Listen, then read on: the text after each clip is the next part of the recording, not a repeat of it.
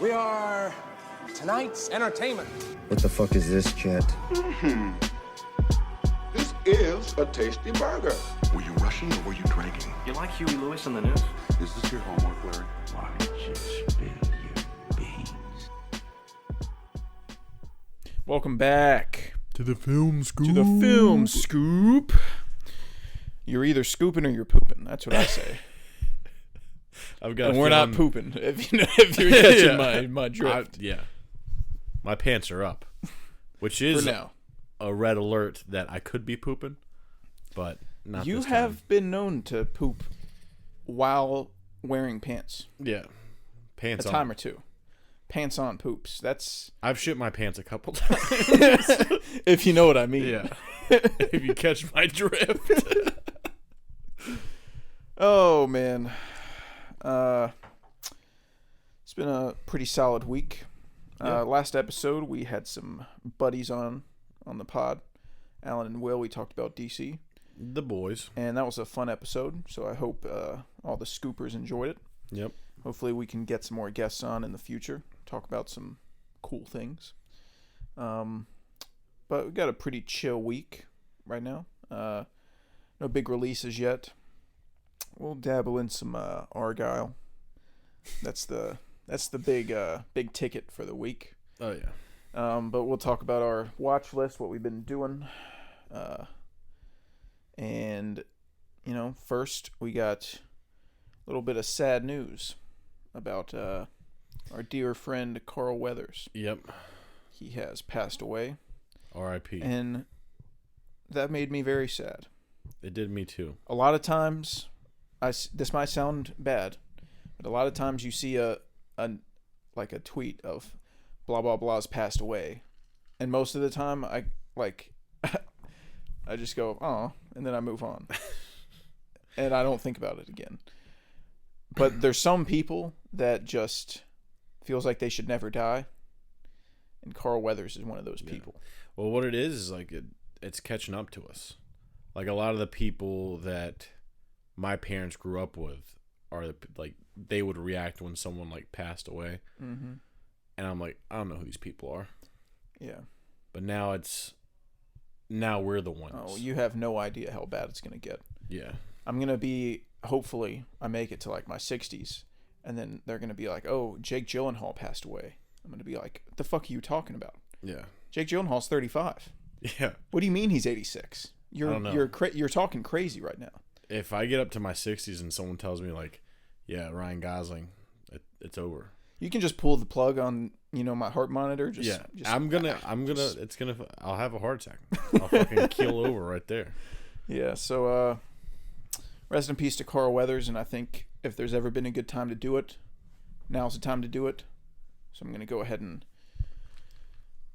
Dylan, why'd you drink? You knew what I was about to do. I'm gonna be totally. I thought you were gonna do a Carl Weathers impression. I can't do a Carl. Are you fucking crazy? I thought you were gonna do an Carl Weathers impression of him, but it does make more sense to hit him with Dylan. So it's so good. It's so incredibly good. So rest in peace to Carl. Yeah. Gonna miss him.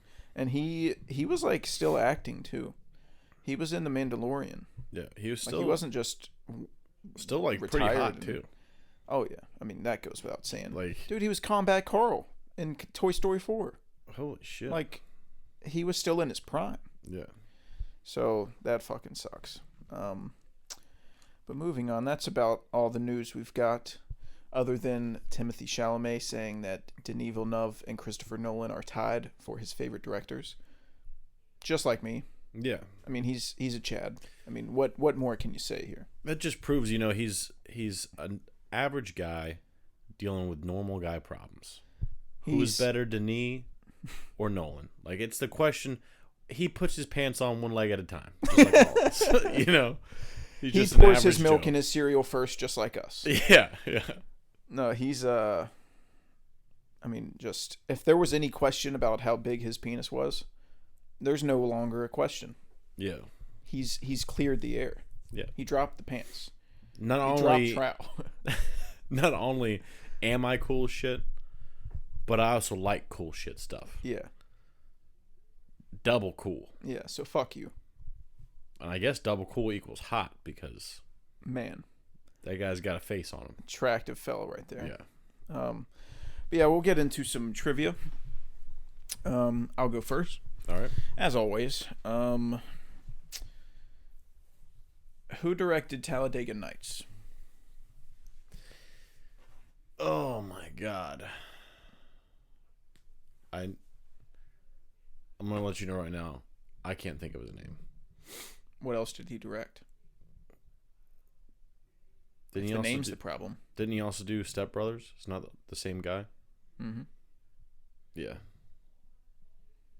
I tried to pick movies you really like. I know, but I can't think of his name. Adam McKay. Yeah. If it was a multiple choice question, I would have gotten it.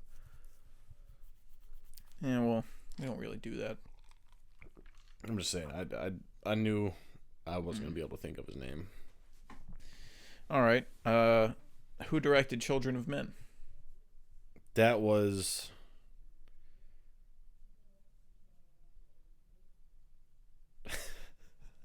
I know who directed it, but I'm afraid I'm gonna say his name wrong, and you're gonna be like, "Well, it's not that." I don't care if you pronounce it wrong, as long as you get his name right. It's like Alfonso, right? Alfonso. He directed fucking the best Harry Potter too. Yep. It's on the tip of your penis. I know. I keep just wanting. We went on the Godfather binge. I keep wanting to say his last name's Corleone. Wow.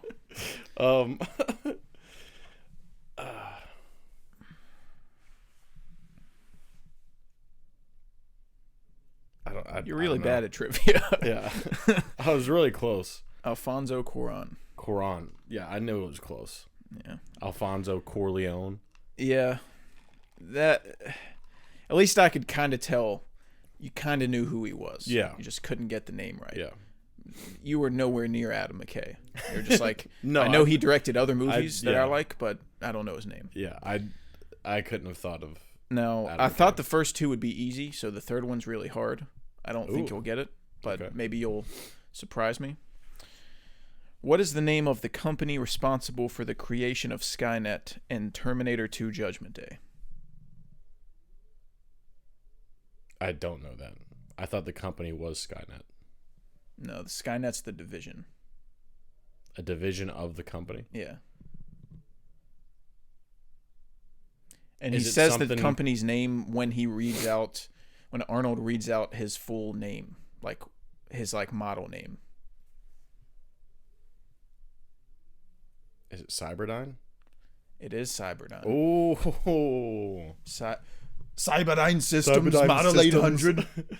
When you said that he said it in his name, I was like, it's Cyberdyne. Yeah. Yeah, that was a good hint. Hell yeah.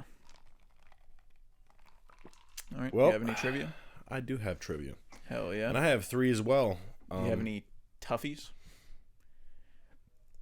You got to start Two giving of me them- some toughies. 2 of them could be toughies. So, like, one's easy, and then 2 of them are kind of like, you got to be in the movie, like, sphere. Well, to it's a good get it. thing that I am. It's a good thing you orbit that sphere. I'm the what's the middle of the solar system? The sun? I'm the sun of the movie solar system. Yeah. Everything revolves around this guy. That's what I'm saying. All right. Let's rip the easy one off, just All like right. a bandit. What's the name of the son in The Witch? That's the easy one? Yeah. What the fuck? Yeah. Fucking Jeff? No. I thought it... Why did you think this was an easy one? Because, like, when I think of The Witch, I think of the fucking deep voice guy, like, saying his name. What the fuck is wrong with you? I mean, it's an okay question, but it's like, to call that easy, that's lunacy. Do you know the name of the deep voice guy in... Deep voice guy? Yeah. I know Anya's name is Thomason. Yes. and the goat's name is Black Phillip. Yep.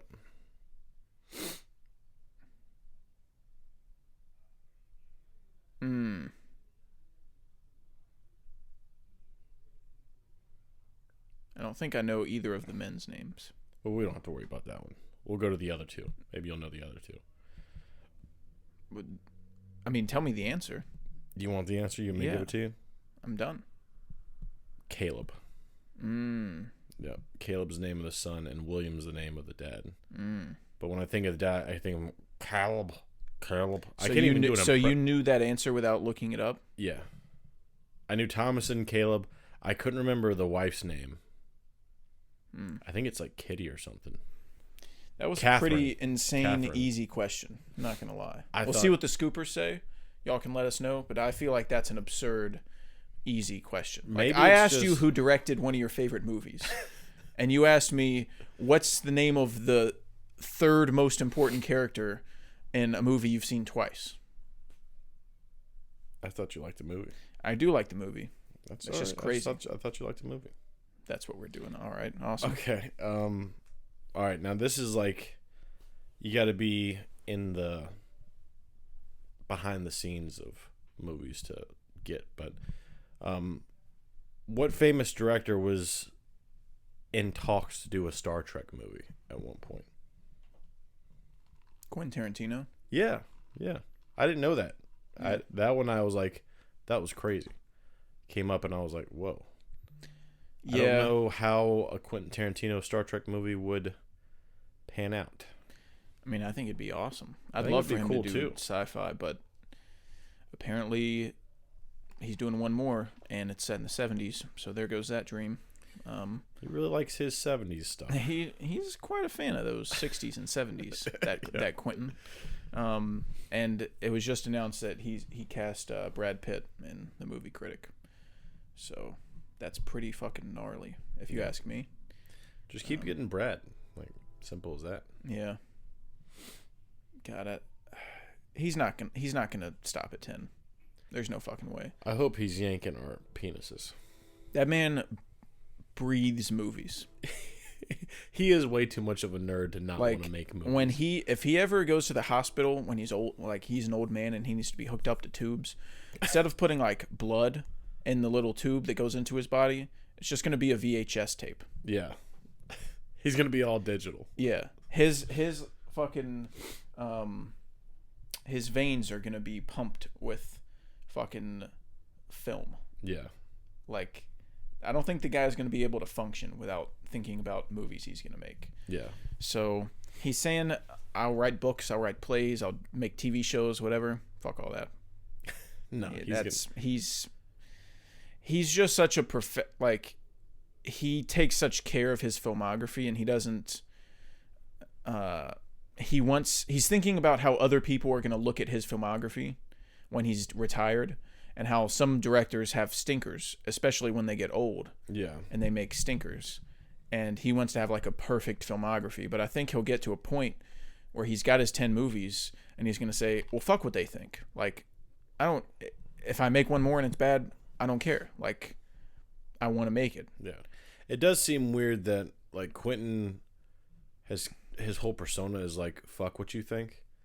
But he's not making kinda movies. not really. Yeah, but he's not going to make any more movies because of what you might think. Yeah. He's a weird fella. That is his whole motto, is like, I'm going to make a Quentin Tarantino movie, and I don't care what you think about it. Yeah. But also like it, please. Yeah, but also I'm only making 10 because I don't want to make anything shitty. But also, I'm not going to talk about modern movies.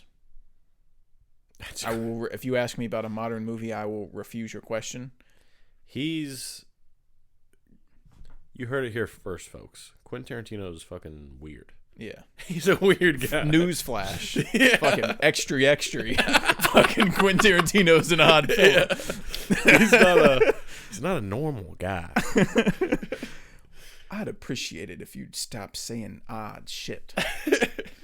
My third question, which you might not get, but who was offered the role of Michael Corleone before Al Pacino?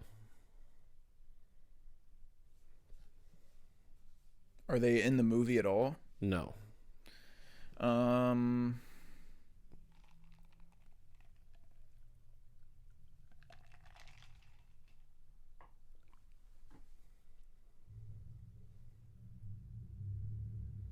Wasn't fucking... What's his name? Dustin Hoffman? No.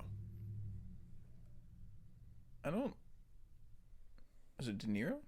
No. I don't think I know. It was Jack Nicholson. I thought about saying Jack Nicholson. Yeah.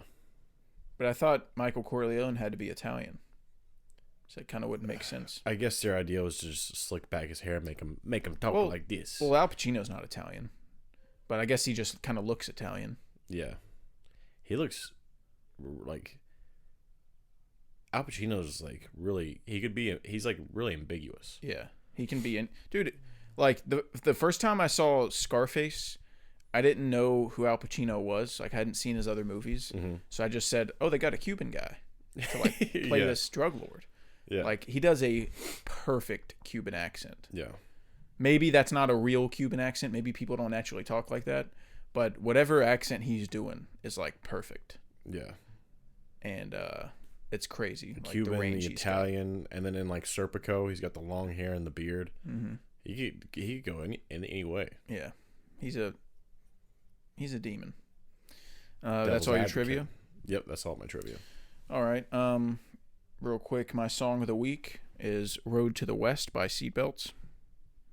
And in case you fellas aren't too familiar, I'm going to give you a little taste of what I've had going on. This is Road to the West.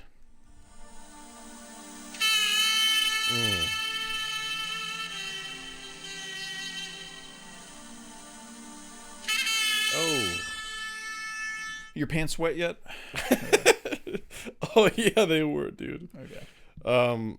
I have also been listening to the score to Cowboy Bebop. Yep. A ton. But also, a song that you put me on that I've been enjoying is She's Just a Friend by Cardinal Bloom. Yep. That shit fucking went off. You played it, and I was like, well, I'm going to listen to this now. Yeah, I do a lot of cool things. But if you spend enough time around, you'll pick up some. You'll pick up a thing or two. Yeah.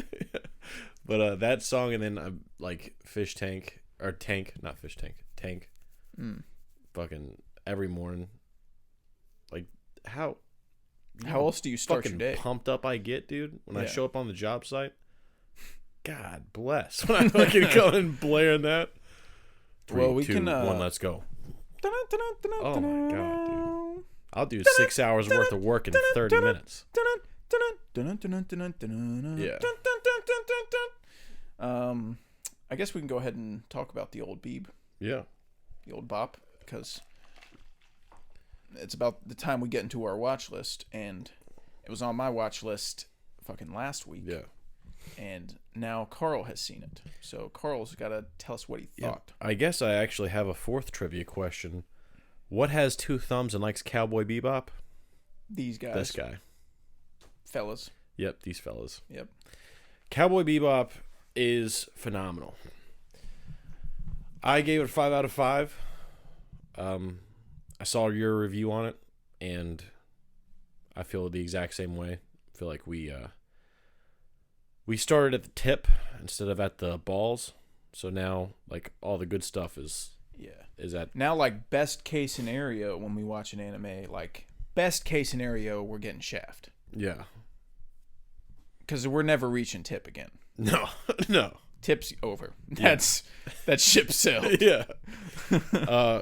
So every aspect of Cowboy Bebop, I feel like it's right up my alley.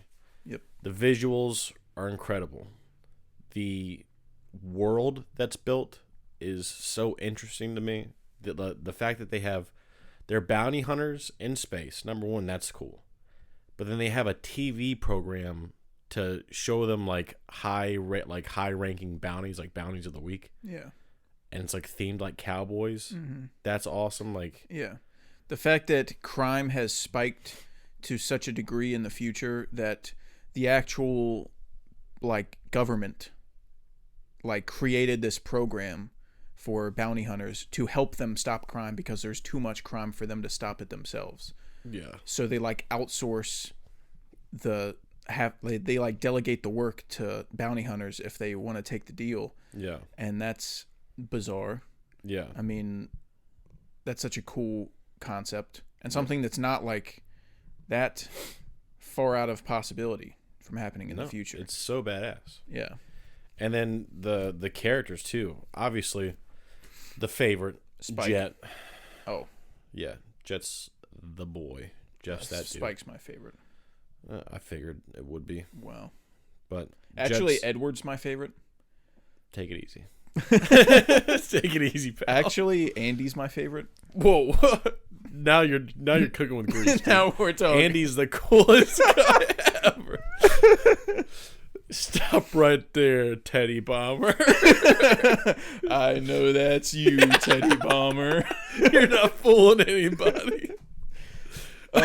Just by the way, fellas, we're not going to get into spoilers with Bebop, because that would be uncouth.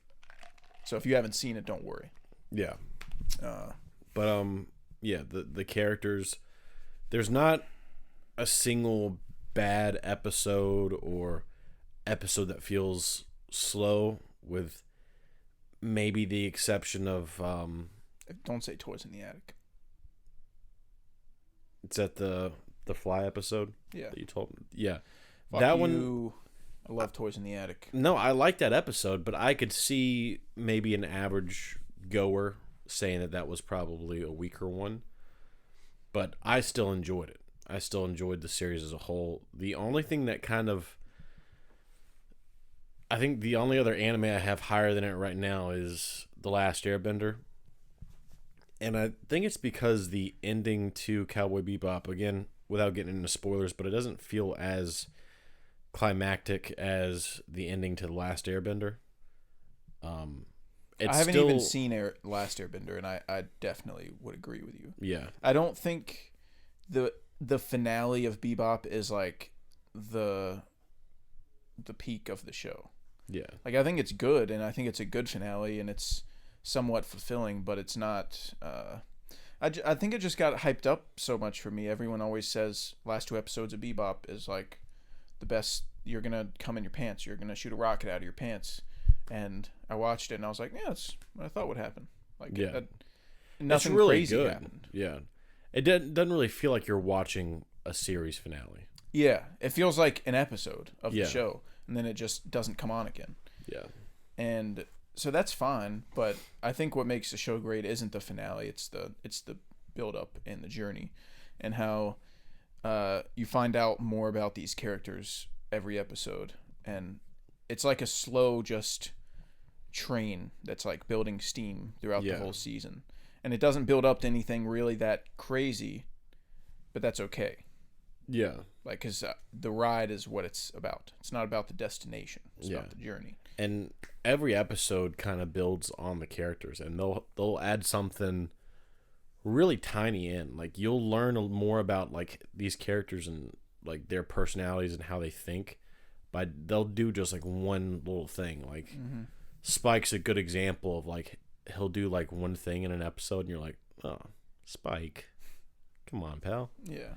I knew you were a good guy, because he like pretends to not really care, but he does stuff that says otherwise. Yeah. But yeah, it's so fucking awesome, dude. It's such just a well-rounded show, and I said in my Letterboxd review, it's just one of the most unique pieces of media I've ever seen. Yeah. From every aspect. And I think it blends tones really well, and it blends genres really well. I mean, if you explained what the show is to someone, they could probably get like scared of how they would balance that, like all those different things. But it's just something you have to watch for yourself and see it, because it never feels like too much. Yeah. It never feels like, oh, this is kind of a Western, but kind of a space show, and kind of about bounty hunters, and kind of about the future, but it's kind of a story of found family, and it's kind of like it's It never feels like that. It just feels like Bebop. Yeah, it doesn't feel like it's trying to shove itself into one thing. Yeah. It is what it is. It's not like, oh, this score is kind of space themed, but also like kind of jazzy, but also kind of westerny, and like it's just so fucking cool. Yeah, I recommend it to everybody, and I don't know what our next old anime is going to be. Whatever it is, it won't be as good as this. no. And then there'll be something else too. Is like there'll be episodes of Cowboy Bebop that feel completely different than what the rest of the series feels like. Like The Ballad of Fallen Angels is Ballad one of of them. Fallen Angels, and then there's even like one that I don't think people talk about, but that Perot episode. I mean, people talk about it, but Like that one is like it feels completely different than the rest of the show. I love that To me. episode. Yeah, I really liked it. Like the start of it, I was like, "What the fuck are we getting into here?" Yeah. Some Twilight Zone shit that's going on. Yeah. Some episodes are straight up goofy, like the whole time, and some Yeah. episodes are straight up like this is. I was watching it with my friend when I was watching the Perot episode, and I was like, dude, if this came on when I was a kid, this would have scared me. I'd cut it off. Yeah, this like I would not have been able to watch this when I was a kid. Yeah. Now I'm a grown man and I can take it to the dome. But Yeah. like it really does do a lot of different shit. Yeah. And now we just need to watch the movie, Yeah. which I've heard is good. I mean, The thing is they I'd played hope it so. in theaters, and I thought about going and watching it, but A, you hadn't finished Bebop yet, so I would be going alone, and B, it was sub. oh, gotcha. And typically, like, that wouldn't bother me. I watch tons of stuff subbed. But with Bebop, I watched the whole show dubbed, so I'm connected to those. I'm connected to that voice cast as those characters, so I wouldn't want to watch it with different voices now. Like, that's... Also, Wait. great voice acting in the dub too. Yeah, Bebop is known as, like, the best anime dub of all time. Yeah. Like, it's... Most people even consider it better than the original. Holy cow. Yeah, which never happens. I mean, No. no, it's really hard for people to admit that. And like Stuckman, like I said last time I talked about it, Bebop's his favorite thing in the world, and he says that the American dub is better. And he's seen both like 5 times.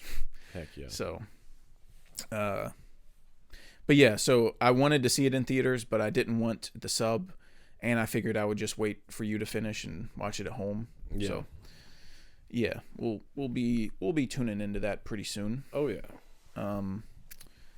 But is that all you wanted to say about the old Bop? Yeah, dude, it slaps. It's Okay. really good. Okay. Now we can get into the old watch list. Watch Leezy. First up, The Godfather. You come The Godfather. Oh God, that was horrible. dude, what are you talking? That was perfect. That was good. Yeah, it sounded just like him. Yeah. What did I ever do to you for you to be so hurtful to me? That was really good. Thank you. That's kind of impressive. If you come to me with friendship, this would have been handled. Where we're going, we don't need robes. That was sick. That was awesome. The Godfather, quote unquote, the best movie ever made. You know what I say about that? Hooey. We've got 5 words for you. What a load of malarkey. I thought you were gonna hit him with the barnacles. Oh man. I do really like The Godfather. I do too. It's a great movie. But that, like, my entire life, I always heard that The Godfather is the best movie ever made. And who are you fooling? I mean, I gave it a 4.5. Have you seen I Game think Night? I think it's an incredible movie. Yeah. But we're talking about the best movie of all time here. I mean, come on, stop pulling my leg. Yeah. This is not the best movie ever made. Yeah, it is. It's a fantastic movie. I do think that it's just too long. Well, I can understand that, and I may even agree, but I will say, when I watched the part one, when I watched The Godfather, there was never a time I was bored. No. And no. There was never a time I checked my phone and was like, God, there's fucking 2.5 hours left. Like, I enjoyed all of part one. I thought it flowed pretty well. I love the family dynamic of Sonny and Michael and what's the other one's Fredo? name? Yeah, but fuck Fredo. The orphan one. Oh, Redford. Frank? No, it's not Frank. I think it's just like, it's something basic. It's like John or something. Or Frank? It's not Frank. You're a crazy person. His name's Tom. Tom. I was right but there. I really just like kind of locked in. Yeah. And I really bought into the family dynamic, and just little conversations they would have really just entertained me. And I never realized how early in the movie the dinner scene happens. Yeah. And that scene is brilliant and one of my favorite parts of the movie. Probably a lot of people's favorite part of the movie, but I love the setup for that, and it's just such a great narrative. It's such a great story, and seeing the slow character arc for Michael and where he starts the movie at and where he ends it at. And it's probably one of the best final shots of a movie I've ever seen. Oh my God. In terms of visually, the way it just looks gorgeous, but the significance of it. Yeah. It stands out in my head as like, holy fuck. Yeah. No, I agree with that 100%. And I think Marlon Brando's great. I think the first time I watched it, I was really... The first time I watched it, I was expecting a lot more Godfather, and I think that disappointed me. And then... Well, okay, I'm going to get into spoilers here for a second for The Godfather. Okay. I don't think there's many people that haven't seen it, but in case you haven't, skip forward a few minutes. It really caught me off guard the first time how he dies.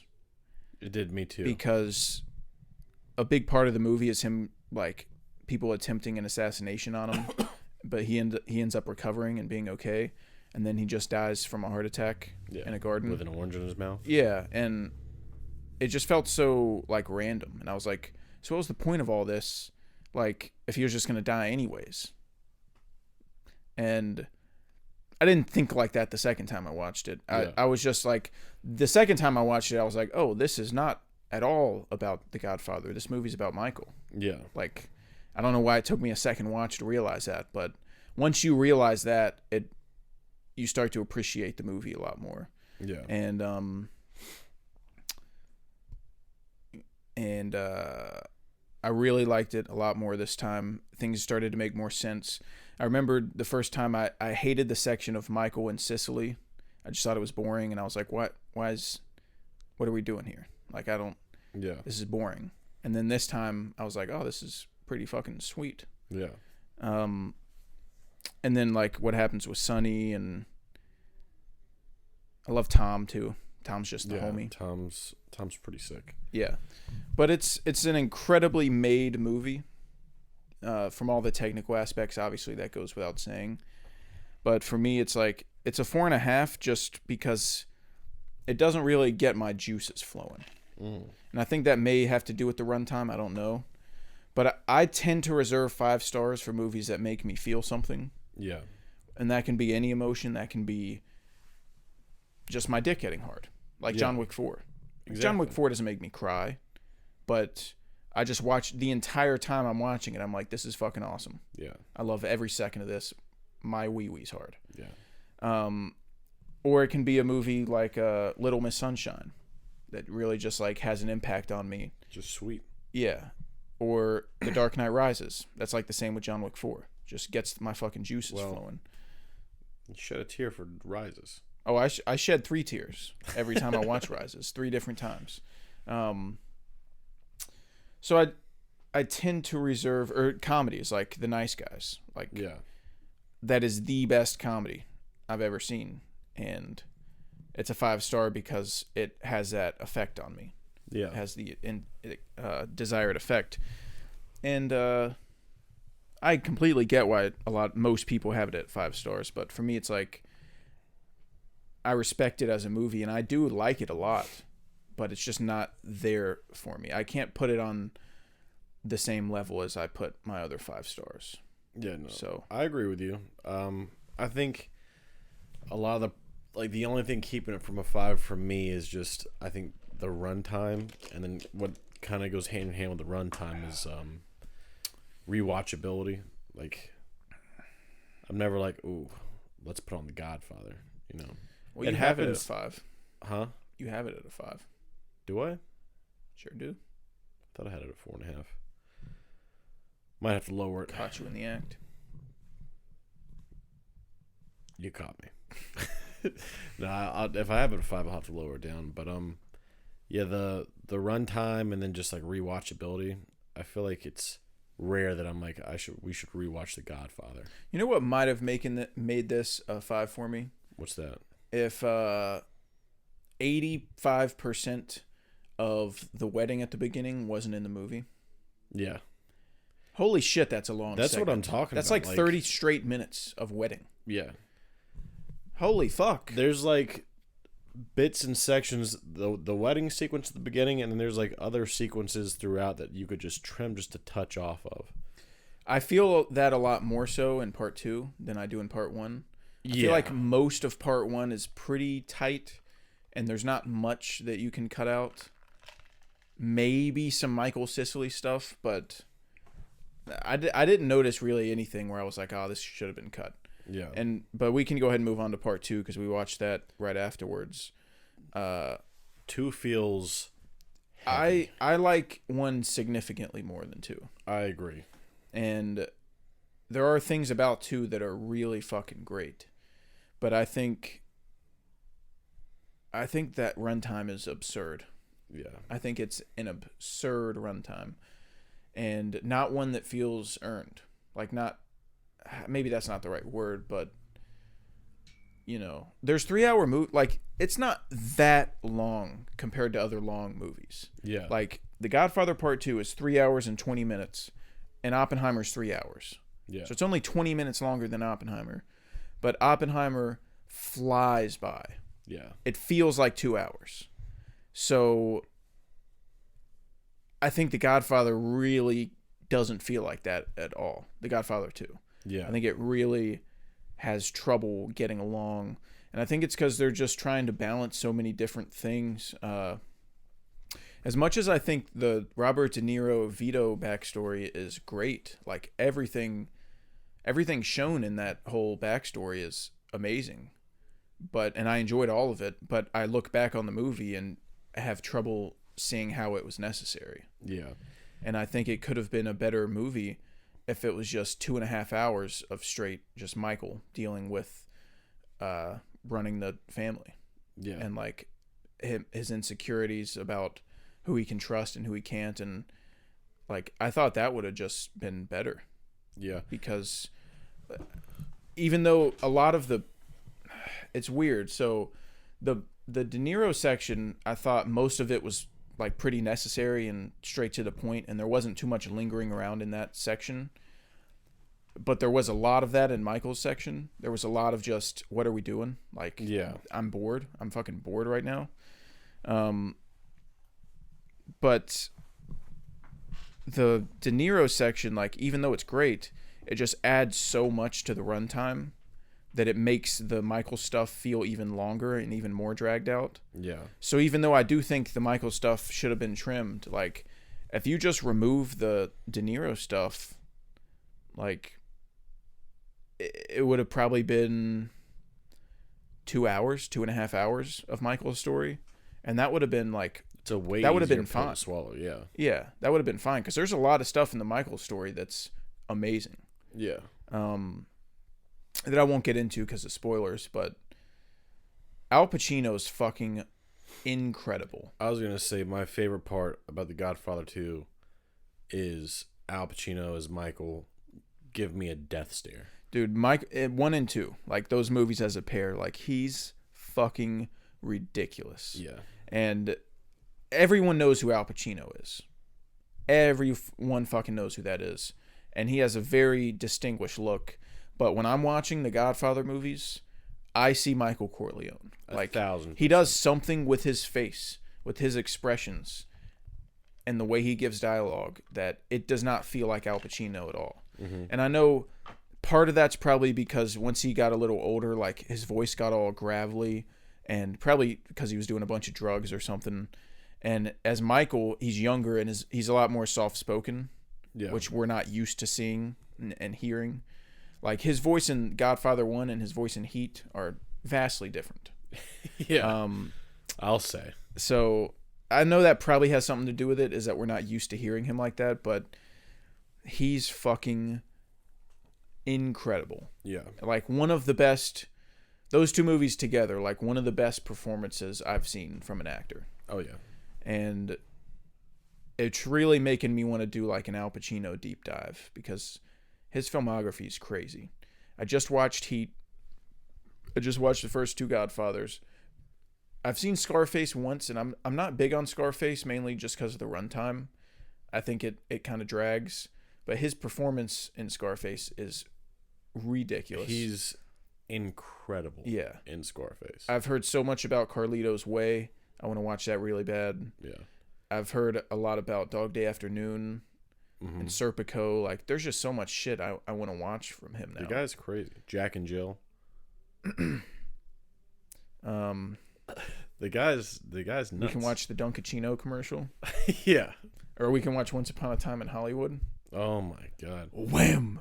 Zoom! I love that I still haven't seen Devil's Advocate either. Oh. Yeah. I have seen that. Good? I don't remember. Hey. I remember it getting weird. I hope so. It's pretty weird, if you know what I mean. Heck yeah. But yeah, no, he's phenomenal in most of the stuff I've seen him in. He blows a gasket. It's incredible to see. Yeah. And I was telling you about this, but what's crazy about Al Pacino's performances, when he was making the first one, the studio kept Francis Ford Coppola had a notoriously bad time making The Godfather. It's one of, like, he openly talks about how much he hated making the movie. And I think a lot of it had to do with the budget and studio interference and them not letting him do his shit. Mm-hmm. And they kept trying to replace Al Pacino, the studio. That's crazy. They didn't want Al Pacino casted. I think they wanted Jack Nicholson. I think that's who they wanted, because he was getting a lot of steam at the time. He was big. And Francis stuck with Al Pacino, who was like unknown at the time, really. And he was like, this is my guy. I want him to have a certain look. I want him to look Italian, even though I still don't know if Al Pacino's Italian. So I could be talking out of my ass, but I don't know if he actually is. But Francis like said, this is my guy, and like, fuck you. And the studio kept showing up like every day to look at the dailies and look at Al Pacino's performance and critiquing him and saying like, you need to like do better, you need to do more, or else we're gonna replace you. And he had to like fight daily for his, like, to keep his job as Michael.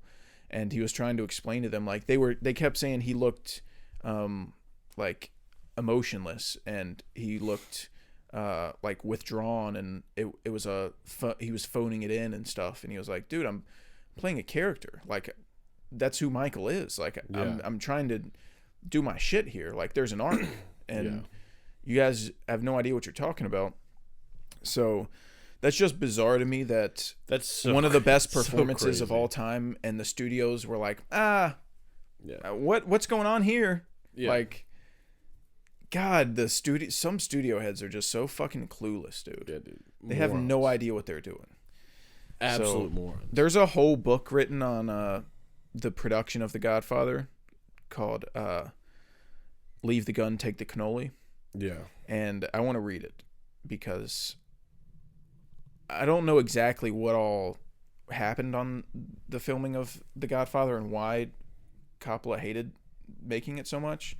But he said, like, initially when he finished Godfather 1, he said, I'm not making another one. Like, go fuck yourself. Jeez. And they threw enough money bags at him and enough money bags at the production because 1 was such a slam dunk at the box office that they said, if you come back and do another one, we'll let you do whatever you want. Like, we're not going to interfere at all. And so that's the only reason he came back to do another one. Yeah. And then they said that part 2, like, production went smooth as butter. And you like, let it was a perfect professional do his job. Yeah, and it was like a perfect shoot, and he got to do exactly what he wanted, so good for him. But yeah, that's just crazy talk. I was also saying to Coral as we were watching part 2, like, Francis's castings, because we look back on it now and you're like, yeah, of course you get Al Pacino and Robert De Niro to play the leads of the Godfather movies, but at the time they were nobodies. Yeah. I mean, I know De Niro's first like fairly big movie was Mean Streets, which was 1973. This part 2 came out in 1974. So like he had just done his first like decently sized movie, which was still like probably no budget and made no money, but it was Scorsese, so like he was starting to come up, and Al Pacino was the same way, and like he just happened to cast 2 of the greatest actors of all time. Yeah. And who were nobodies at the time, and casted them in 2 movies that happened to be 2 of the best of all time in most people's opinion. Like, the guy was popping off. The guy was fucking zoned in. Like, Yeah. he was operating on a level that is incomprehensible. Yeah. So that's just bizarre to me. He was in the bookshelves in Interstellar. Yeah. When he was making The Godfather. He saw what Pacino and De Niro were going to do with their careers, and he was like, those are the guys. Those guys aren't going to let me leave, Murph. No. That's what he said. Yeah, so I gave The Godfather Part 2 a 4. I'm pretty firm on that. I think it's pretty great, but the runtime just really prevents me from rewatching it too often. And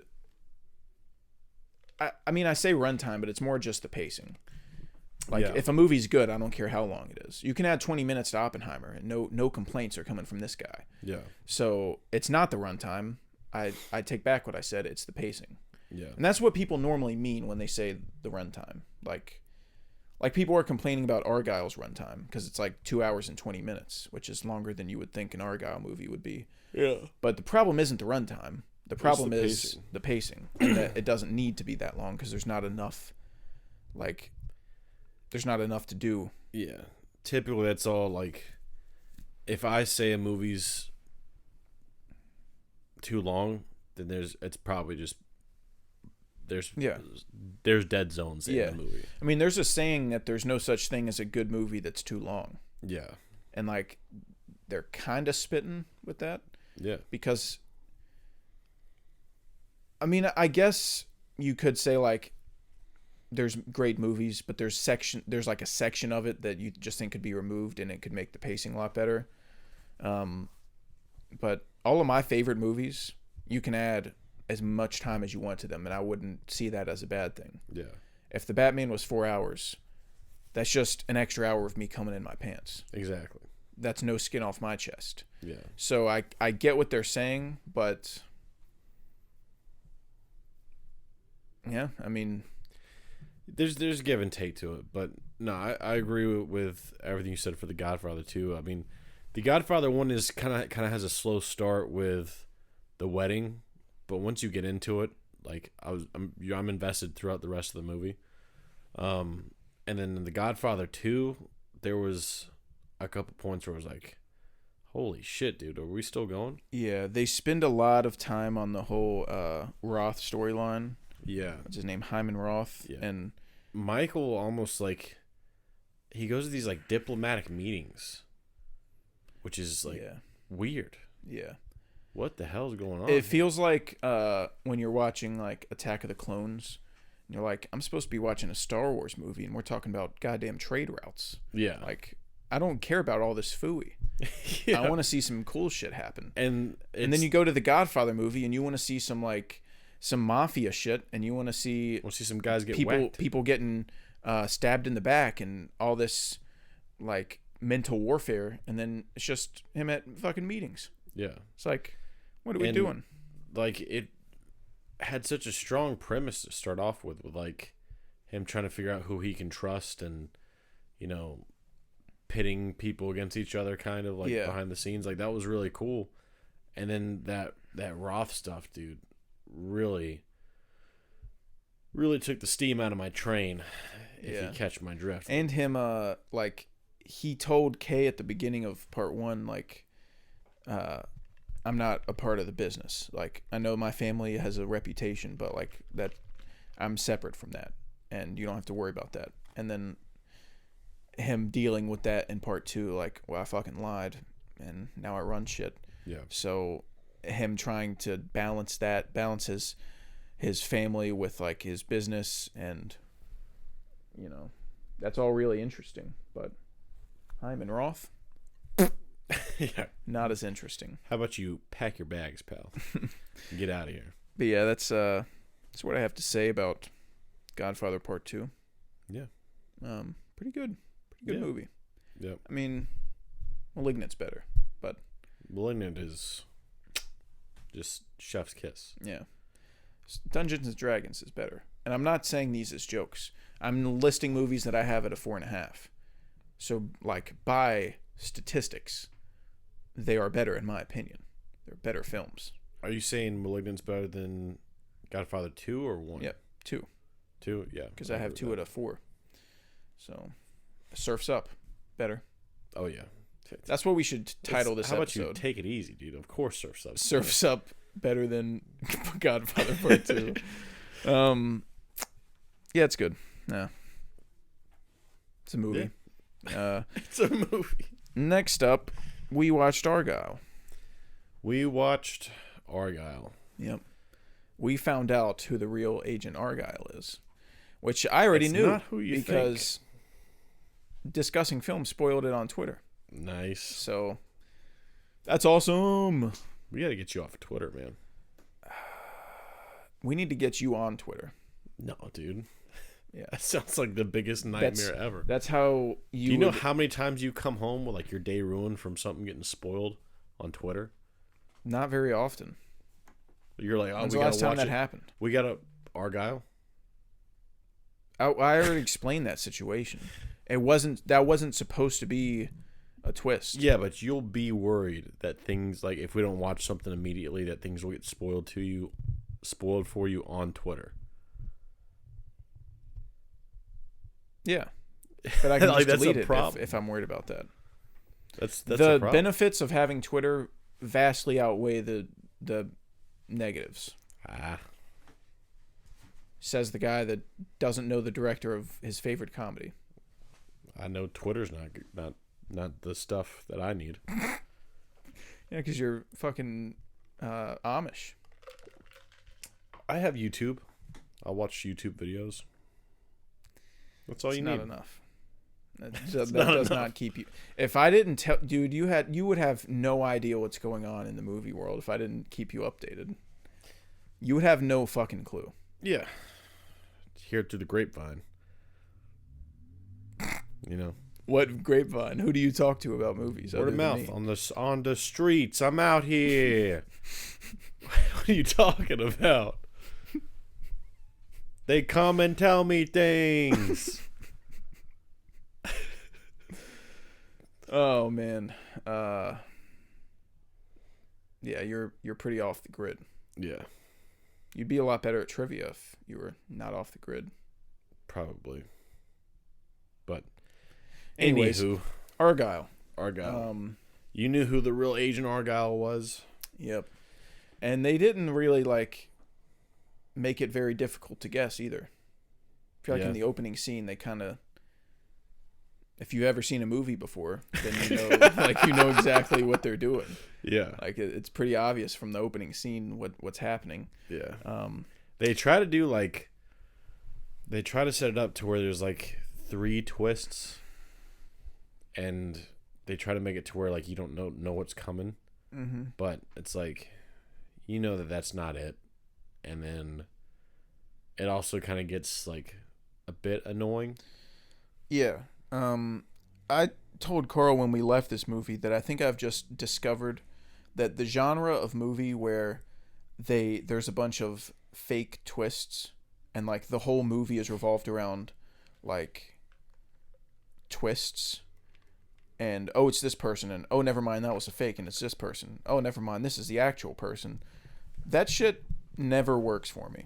Yeah. It after like the first twist, I'm zoned out. Like I just tune out. Like I don't go to movies for twists. That is not why I go to movies. I go to movies to have a good time and get invested in a story. And the movies like that, they just really kind of bore me. And because I also don't, my brain doesn't work when I'm watching a movie to like figure things out before they show up on the screen. Mm-hmm. Like that's not what I do when I watch movies, even like detective movies or mysteries. Like I'm not trying to figure out like, oh, who's the killer, blah blah blah. Yeah. I just watch the movie. They'll tell me eventually. Yeah. Like everyone's different too. Some people like love watching movies to try to figure it out before the movie tells them, but like in my head, if I'm doing that, if I'm watching like Knives Out, right? Yeah. And they give some piece of information, and like the scene where he goes, "You tell her, I will." Yeah. Like that scene. If I sit there and I hear that and I'm like, who could he be saying that to? Could it be this person? No, that doesn't work as this. Now I'm not watching the movie anymore. Now I'm thinking in my head and I'm missing stuff because I'm busy trying to predict something. So I just want to watch the movie. I don't care. It doesn't make you cool to guess twists before they happen. Like, that's what I was gonna say. You get no cool points for doing that. I've never even understood why people would be like, I saw that coming. I'm like, okay. Yeah, dude, that's pretty sick. My dad's really big into doing that. I think all dads are. Like, oh, dude, predicting things before they happen. They think tell they're you, the coolest fucking guys. I knew who the killer was the whole time. That'll make you instantly never want to watch a movie with someone ever again. Yeah. When it also makes me immediately think that you had no idea what was going on. That too. I remember when I made my dad watch the Batman in theaters. I don't know how I convinced him to do it, but I got him to watch the Batman, and somehow he had it in his mind that the Asian guy at the beginning of the Batman who's getting jumped by the crew and Batman fucks him up. My dad had it in his head that the Asian man was the Riddler. What did he say to you again? I try to delete it from my memory. I don't remember how it all came about, but that much I remember. I think y'all had fully watched it, and he was like, "Yeah, I knew that was him the whole time." And you were like, "Who?" And he was like, "The guy from the beginning that they beat up. He's the I think that is what happened because we weren't talking during the movie. No, he watched. I feel like I remember it being because you came home, we laughed at it. Yeah. But he watched the whole movie and was thinking like, it was the Asian guy. He was like, "Dude, this shit was easy." Yeah. Pack it up, Batman. There's a new detective in town. Yeah. Because I just arrested this Asian guy that got his ass beat. Yeah, some people just go to movies for different things, and guessing twists is just not a thing I do, and I would prefer it if people around me don't do it. Yeah. Keep it to yourself if you want to do that. Because I've noticed, like, if you go to movies with casuals, the normies as I call them, you get reminded of like things you used to do before you grew up. Yeah. You know, like I've got a buddy that we occasionally see movies with that is not at all in the movie world. He's as casual as it gets, and he saw Argylle with me and Carl, and it was rough. He was on his phone like the whole time. First of all, there was a lot of digital action. Yeah, he was on his phone the whole time, and he also was talking. He would like say things to me during the movie, and I don't know how he hasn't gotten the memo yet. All the movies he's seen with me. Yeah. When he says something to me, and I not only do I not respond, I don't even look at him. Oh shit! I completely ignore him because I'm not talking during a movie. If you really have something to say, you wait for a scene to end, and then normally when a scene ends, there's an establishing shot or something. It'll show a building or a car or something. When there's no dialogue, there's nothing happening, lean over real quick and whisper really quietly. Yeah. That's the only acceptable way, and some people probably don't even think that's acceptable, which I get. But like, I will admit, on occasion, I'll lean over to Carl real quiet in between scenes and be like, that was fucking sick. Yeah. Or like, that was crazy. Or be like, that was Say such something and like such. that. Yeah.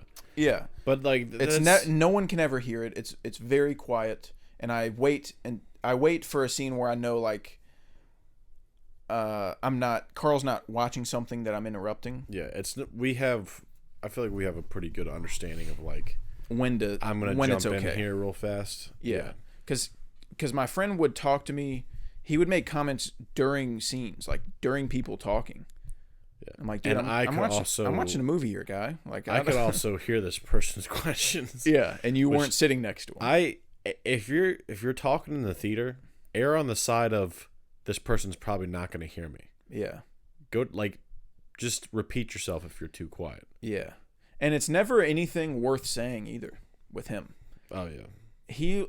Every single time I watch a movie with him, there's at least one point in the movie where he goes, "She's so fucking hot." It makes my blood boil, because I'm like, we have eyes. We know that's an attractive woman. Yeah. Grow up. Sit down and watch the movie. Eat your popcorn. Yeah. Like, you don't have to tell me that. You horn dog. Just fucking watch the movie. I don't know. Sometimes I hit you with the old like penis 12 o'clock. But that's okay. That's different. That's different. All right.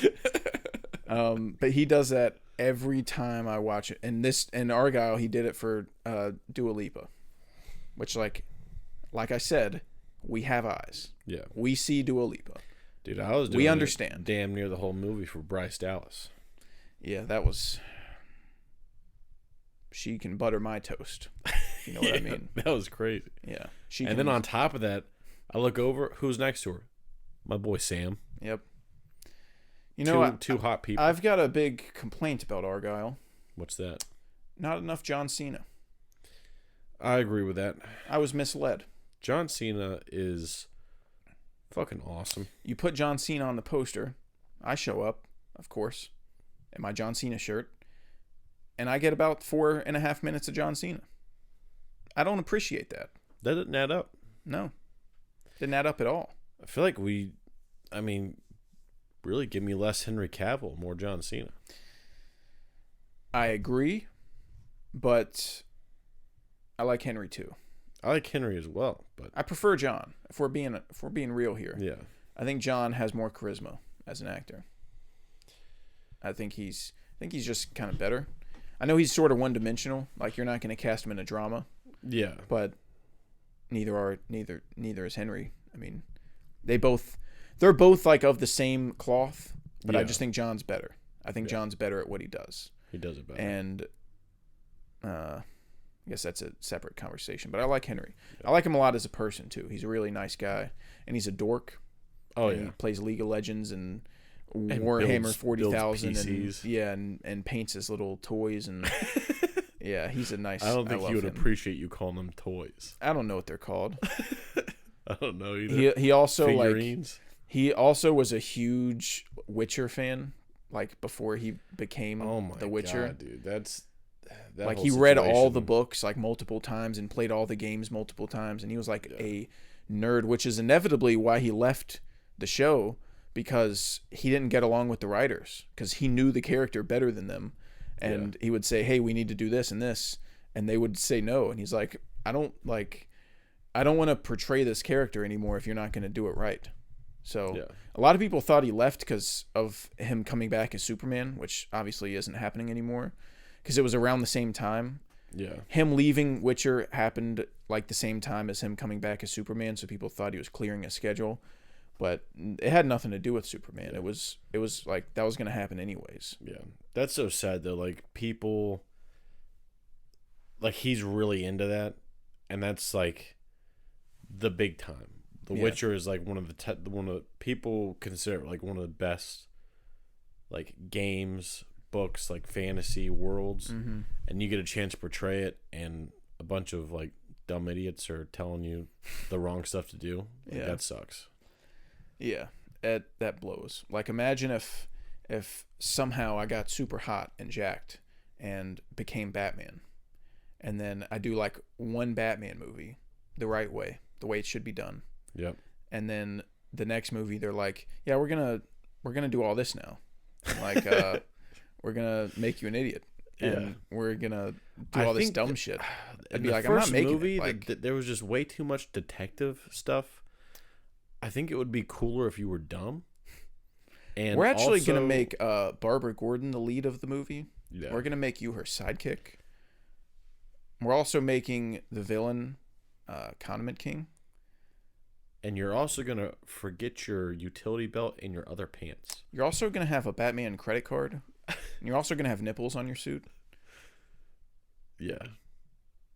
You're also going to ask what killed the dinosaurs, the Ice Age. You're also going to do a stupid Batman voice. And you're also going to do the voice when no one's around, even though you don't have to. And it strains on your throat. Yep. But you do it anyways. But you do it anyways. Yeah.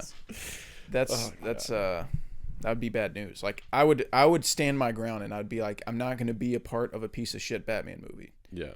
I have too much respect for him, and I won't do it. Yeah. So that's what Henry pulled. He was like, I'd love this character too much to have you spit in his face. So good day. That's what he said. Yeah. Since he's British too. That's quite enough. He sir. tipped his hat and clinked his tea and was like, good day, sir. Good day. Good day. I'm off to eat some beans on toast, sir. Anyways, we should probably get into Argylle a little bit. Fucking Argylle.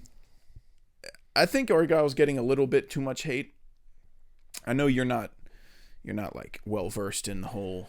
Well, you told me like what everyone is saying. We watched it and you were like, people are saying it's bad, and we watched it. It came out and I was like, I mean, I wouldn't call that bad. It's not anything crazy, but it's a pretty like middle of the road movie. It had a couple of pretty stylized action sequences, but they weren't like, I don't know. It wasn't like Kingsman like level style. It was just like some cool stuff happened. They did some colorful like explosions, and that was pretty much it. Yeah. I think people are being too hard on it. I've seen a lot of 1 stars. It's not which I just bad. can't like. I just feel like you can go to this movie and turn your brain off and like have a decent time. Yeah. There's times where it may be like, this is stupid. Like even with my brain turned off, this is dumb.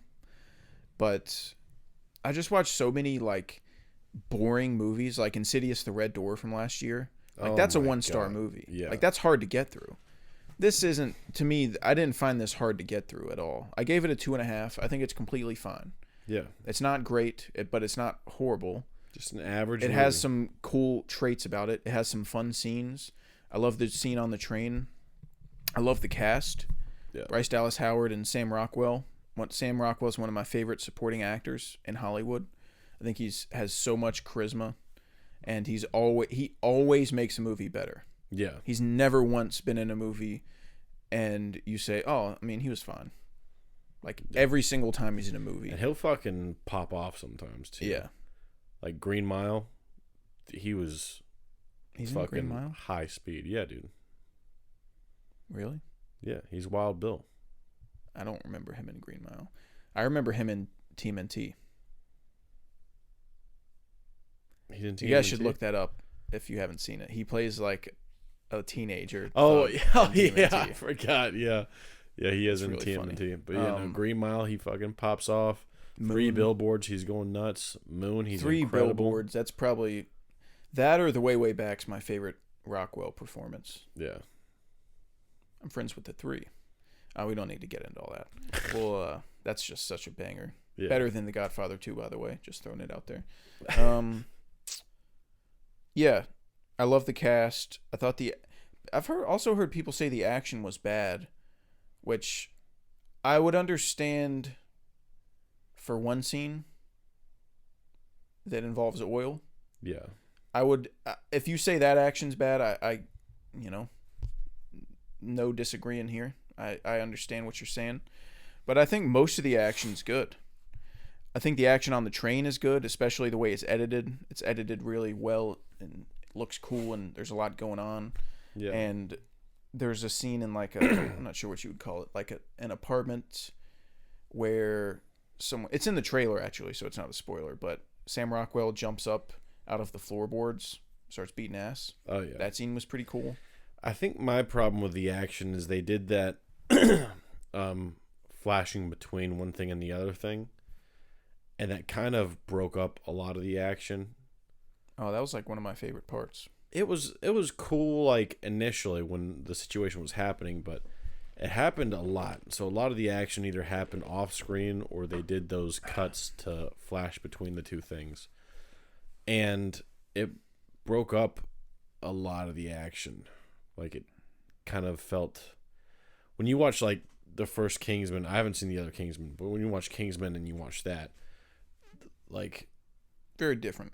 yeah, very different. Like the action's happening, it's hyper focused on the action. The camera like moves with like towards the body part that they're like hitting. Mm-hmm.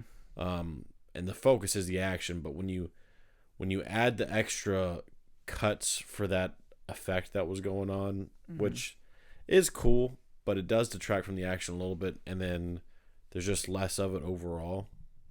And I think that Kingsman's probably the movie that they're going to compare Argylle to. Yeah. I mean, it's in the same universe, Yeah. so it makes sense to compare them. But I think that's probably why people are saying the action's bad, but it's not bad. It's just not quite what was accomplished in the past. It's not peak action. It's not, John Wick 4 Yeah. or like Nobody or fucking Upgrade or anything. Like it's. But it's I a very think middle of the road movie.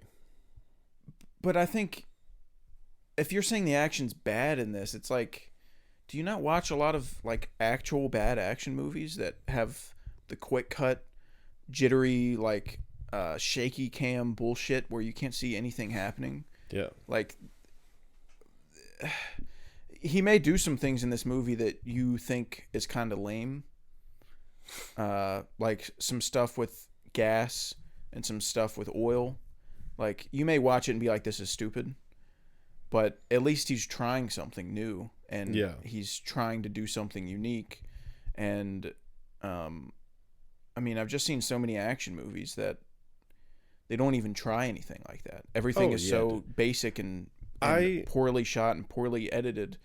And, like, I never really once thought the action was bad in this movie. I just think there's a scene with oil that the CGI kind of looks bad and it looks kind of goofy. But, like, the idea was there. Yeah. I wish I lived in the world where I could say that is bad action. Yeah. Like, that's bottom of the barrel stuff. But yeah. Unfortunately, it's not. There was so much planning and effort that went into so many of those scenes. Yeah. Like, Sam and Henry both having the same exact choreography and having to sync it up, but also do it like slightly differently because their characters do things differently. Like, I don't know. I just feel like complaining about the action isn't really the problem with Argylle. Like, I think it's too long.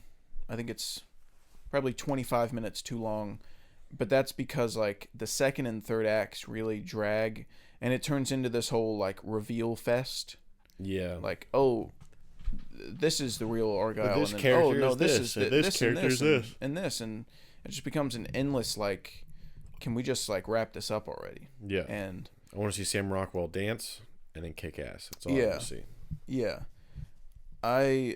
What did I say about we were in the line at Freddy's after we watched this, and I said if I made it, I would have taken out all this stuff and just had like the bare bones.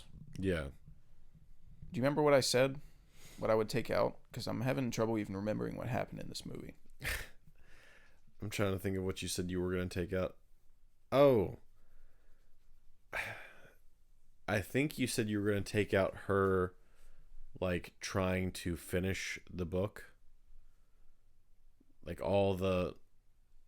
In the trailer, and this is the trailer, so it's not technically a spoiler, but she's, like, predicting the future is why they capture her. Mm-hmm. I think you said you would ditch all that stuff. Like, all the like minor reveals and just focus on the same thing. If I'm not mistaken, I think that's what you said. But if that is what I said, you need a reason why people are coming after them. And that's the reason they're coming after them. Well, so it all kind of falls apart, I feel like, if you don't have that.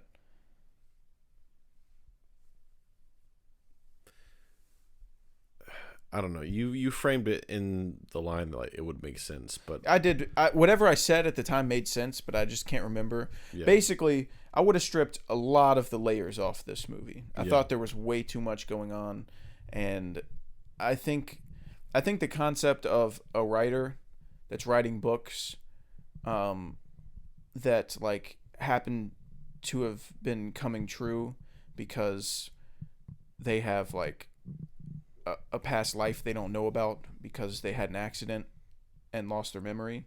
Like, I think that's an interesting concept, but I just thought they added way too many layers with like the Bryan Cranston and that organization trying to get the information out, and Sam Rockwell protecting her, and then they go to this other place with this lady, and there's so much shit that goes on in this fucking there's movie. even like the character's a good guy, but they get overheard saying something that sounds bad. That part made me so mad.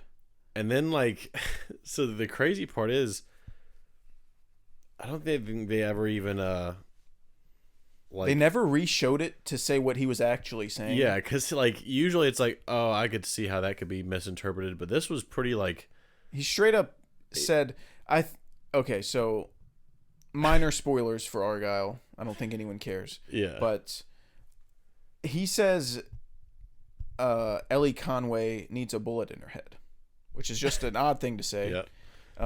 If you're actually talking about killing her, you would say she needs to be taken care of or something like that. Like, you wouldn't say it like that. But I think what they were trying to say was they need the silver bullet, and like she needs the bullet in her head to like show them where it's at. Like, they need the information from the flash drive bullet. I think that's what they were getting at. I didn't think that. I took it as him not liking who she is now. It could have been that. Like, I'm done with this shit. I'm ready to get the old Kyle back and go about living my life as a spy. Yeah, I don't. But I think it was such a specific, hardcore. She needs to fucking have a bullet in her head. Yeah. I also hate when people hear stuff like that in movies and then leave before they hear the rest of the conversation that would have solved everything. Yeah. Like, and that happens in Arcane when Jinx overhears her talking about, like, yeah, there's things she can't do. And then she just gets mad and leaves. And then And then the conversation continues, and she's like be an asshole and like complain all the time. Yeah. And then she's standing up for her, but she didn't hear that part because she left the second she heard something bad. Yeah. I was like, just fucking sit there for a second. Yeah. That particular situation wasn't too bad because like they didn't build a conflict off of it. Like she goes and sees her right afterwards. It's when you use that to have like a drawn 30 out... minutes of conflict. Yeah. Of Ellie thinking that whatever is Aiden is trying to kill her. Yeah. And it's like, this should have never even happened. Yeah. This is all a misunderstanding. And it's shit like that too that I'm talking about that like just didn't need to be in the movie. Yeah. I mean that one thing, that one phone call that she overheard probably added like 20 to 25 minutes to the movie. Oh yeah. And you can just completely take out that storyline. Yeah. The only thing that really it did was the reveal that the Bryan Cranston reveal, but you could do that just anytime. Yeah. Yeah. So I gave it a 2.5. I think it's fine. I think it's pretty creative and there's some fun moments. I kind of wished it was funnier than it was. Yeah. With the cast it has, I love Sam Rockwell, and Sam Rockwell provides pretty much every funny moment in the movie. Yeah. But when you have Sam, Henry, and John at your fingertips, yeah, like, get some funny shit going on. With the runtime it had, like, minimal yucks were produced. Yeah. Like, there were a couple times I laughed, but if your movie's 2 hours and 20 minutes and it's an action comedy, I should be getting more than 2 or 3 yucks out of the movie. Dude. I mean, I didn't need to be holding my sides. Yeah. So, but yeah, it's fine. It's still my number 1 of the year because I slightly prefer it to Beekeeper. Yeah. I had a slightly better time watching Argylle. They're the same rating. They're both at 2.5, but I give the edge to Argylle just by a hair. So. No, I agree with that. Yeah. I'd put Argylle over the Beekeeper. Hell yeah. And then the next day. So, if you're a long-time listener of The Scoop, you remember when we were supposedly starting a Michael Mann binge. The long rumored Michael Mann binge. And we watched 2 movies. I think this was back in like August or October or something. We watched 2 movies. We watched Thief and The Keep. We're going in order. We're watching through Michael Mann's filmography in order from release. Yeah. And we stopped after The Keep was so bad that we stopped. Basically is what that happened. That killed us, dude. We got discouraged and we stopped. And now we're trying to keep it moving. Yeah. I think it was because I watched Heat recently and I was just like, moving. God damn. Like I just need more man. I just need more man in me. So we kept it rolling and we watched Next Up, which was Manhunter. And it was pretty fucking gnarly. I really liked Manhunter. I was tired whenever we watched it. I missed like a little bit. And the next morning I went and I was like, let me go ahead and fill in the blanks. And I was like, yep, I was right. This shit slaps. Fucking who knew? I was also sweepy. So I really don't have too much to say about it. Because, I don't know. Like, I think I was just kind of sweepy watching most of it. But I still gave it a 4-star. I do need to rewatch it. But I gave it a 4-star. Because I really liked the story. And the fucking style. Like, Michael Mann just... He just makes shit cool. Yeah. Like, the locations they picked. The color grading. Like, there's so much just blue shit. Michael Mann and James Cameron just love their blue. Oh, yeah. I love their blue. So they can go buck wild with their blue as much as they want. Keep it rolling. But the score and the visuals were just off the charts. Yeah. I really didn't expect it to look like that. I figured he would deviate from his style for like a cop, procedural. Yeah. But he didn't. No. He stuck to his guns. He said, I'm Michael Mann, fuck you. I can make any story I want cool.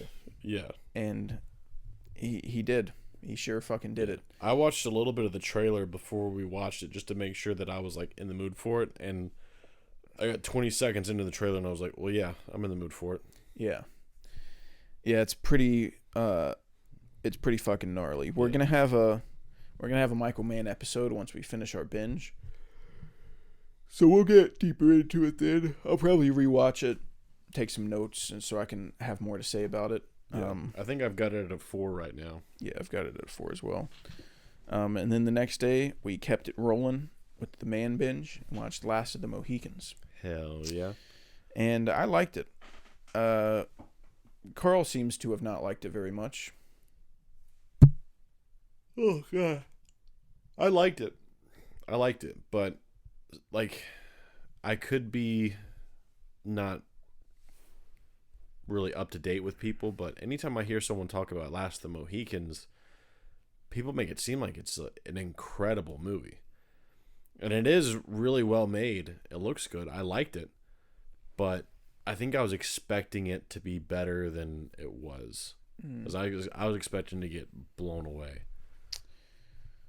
It's got a 3.7 on Letterboxd. Yeah. I think if I had Manhunter at a 4, I'd probably put Last of the Mohicans like a 3.5. I have it at a 3.5 too. Yeah. I expected it to be like a 4 or higher. So I just not that I didn't like it, I just felt disappointed. A little bit. What I thought about it was, in terms of war movies, it's one of the best looking that I've ever seen. Yeah. The locations that they picked and the cinematography was gorgeous. And so many shots where I was just like, damn. Oh, dude. That one, when they were on the mountain. Yeah. And you saw the background flashing red. Yeah. That shit, fuck, dude. There's so many, like, shots of mountainous regions and them hiking up shit, and it's just really bad. A lot of shots of Daniel Day-Lewis running with a weapon. Yep. Which is really, like, running towards the camera with a weapon, which is pretty baller. Hell yeah. And so the technical aspects are great. It looks gorgeous, and the score is amazing, and the acting's pretty good. It didn't really blow me away. Yeah. Especially since, like, you know, Daniel Day-Lewis is playing someone that was raised by Mohicans. Yeah. And he has no accent whatsoever. Yeah. He's just an American guy. Yep. Which is kind of odd. Just a regular dude. Regular Joe Schmo. Yeah. Yeah. But yeah, the performances are good. Nothing to complain about, but not anything crazy. But I just kind of thought the characters were a little, like, hollow, and I didn't really care too much about them. Yeah. Which is a big problem if you're making, like, a war movie. You know, you should care about what's going on. And the ending's pretty cool. I did like the ending. Yeah, I like the ending too, but, like, you know, the end when they're at that other tribe and that person's like, you know, I can do this. Like, I was like, all right. That's fine. Yeah. You can do it. Yeah, it's something I could rewatch again one day and see if it grows on me a little more. But I just wanted to, like, feel a little more about what was going on. It seems like it should have had a bigger impact on me than it did. Yeah. But I watched it and I was like, pretty good. Yeah. Yeah, it's really solid. I mean, Michael Mann doesn't miss other than The Keep. The Keep was a big miss. He didn't show up to the game that day. Yeah. But yeah, really solid. Like, really solid movie. If someone asked me, should I watch Last of the Mohicans, I would probably respond with, yeah. Yeah. Yeah. Sure. Why not? That's probably what I'd say. It's better than Gangs of New York, that's for sure. Yeah, I'm not a fan of that movie. Not a fan of that movie. That might get me in trouble in the group chat, but hey. I don't know. Believe it or not, great directors can do wrong. Yeah. I know, it's crazy. It's crazy. Sometimes you got to call. You don't have to like every movie made by a director you like. best believe I don't like fucking Benjamin Button. Yeah. David Fincher's one of my top 5 directors, and man, do I hate Benjamin Button and Mank. I haven't even seen it, so it's okay. You can admit when there's movies you don't like by a director you like. Yeah. Sometimes you just get lucky and there's just no movies you dislike by a director like Denis Villeneuve or Christopher Nolan. Oh, dude. They're so fucking good. So sometimes you just get lucky. Or Quentin Tarantino. Or James Cameron. Yeah. There's some people that hate Jim Cameron movies, but not this guy. Jim Cameron movie. Not this guy. I don't fool anybody. Dude, like his floor, Jim Cameron's floor for a bad movie is like a 3.5. Yeah. That's as low as it goes for him. That's bizarre. And I think his worst movie is probably Avatar. Yeah. And that's a 3.5, and that's the highest grossing movie of all time. I mean, that's crazy. I mean, it's got to be either Avatar or Terminator 1. I think I'd give it to Avatar. Give it the worst award? Yeah. Yeah. Unfortunately, I just feel like Avatar, the one. It's been so much time It's on hard. setup. Yeah, it's hard because there is so much to set up. Yeah. I mean, he's creating a world. Yeah. Not based on a comic, not based on anything. Like, he's creating a world, and it takes a long fucking time to get going. There is a lot to set up, but you got to figure out how to get there faster. Yeah. And I like Avatar. I don't think it's great. There's certainly things I don't like about it, but like it's fun. But that's just a testament to Jim. His worst movie, in my opinion, is a 3.5. Yeah. Crazy. Absolutely nuts. Oh, yeah. I mean, Christopher Nolan's worst movie is a 4. So. What's Matt Reeves' worst movie? That I've seen. Yeah. A 3.5. That's what it's all about. Which is Cloverfield. That's what it's all about. Yeah.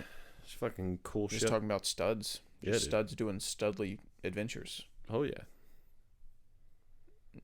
Then you got PTA, whose worst movie is not good.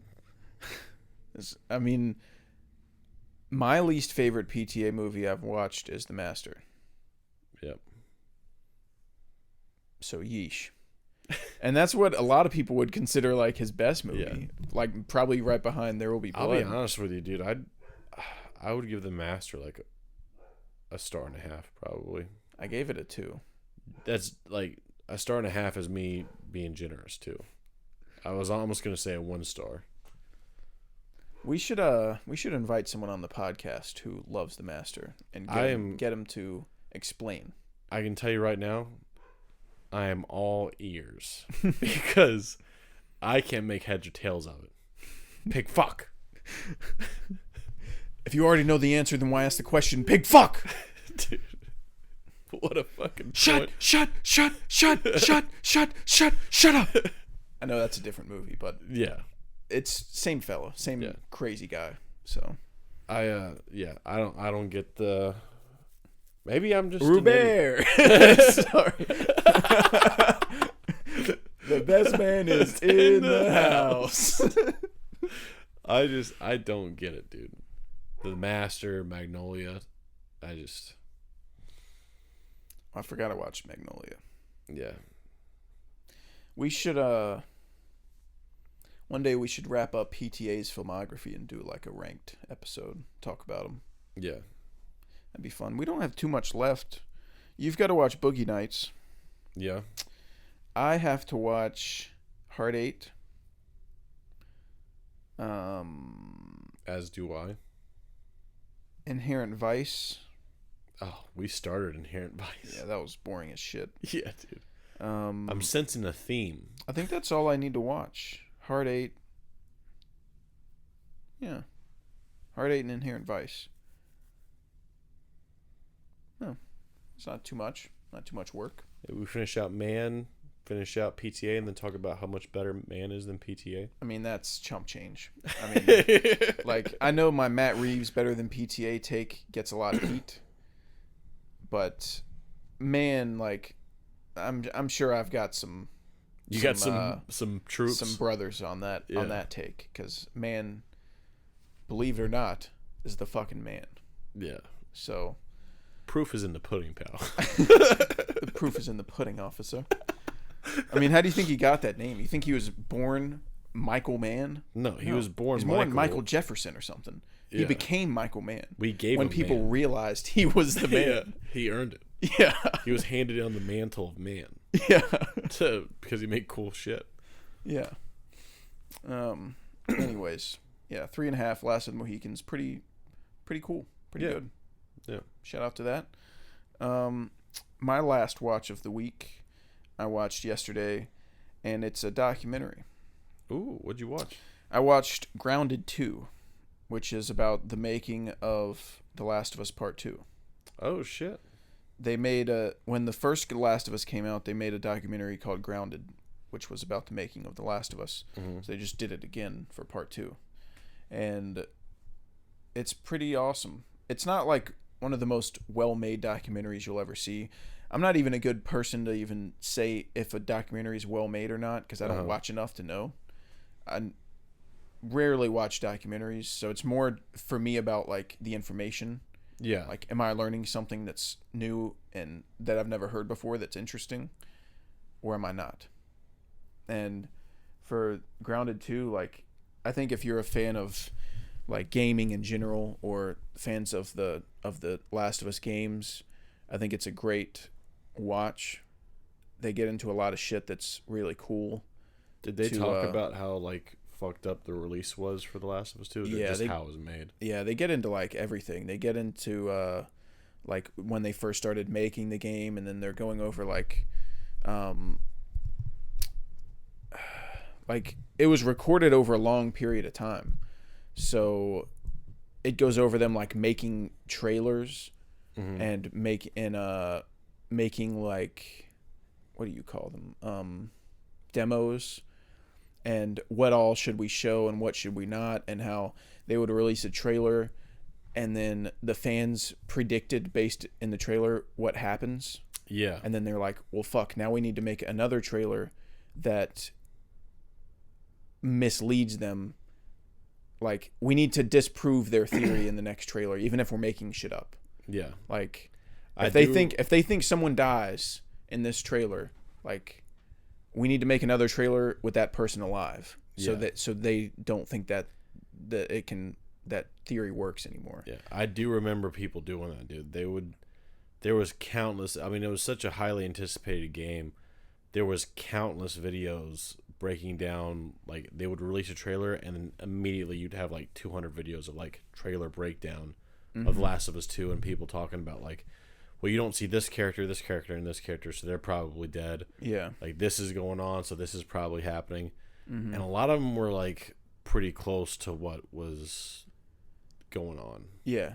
So the trailers were difficult to make, and it would just show a lot of behind the scenes of them like making the games and having meetings, and just being a fly on the wall of like Neil Druckmann watching like basically reviewing everyone's work and like watching a cutscene and being like, oh, this, like, I don't love the way this looks, and them just like spitballing about a scene that they haven't even animated yet, and they're asking him like, is there rain, and like what kind of rain is it? Is it heavy rain? Is it light rain? And the amount of detail that they went into with everything in The Last of Us 2 is mind blowing. Jesus.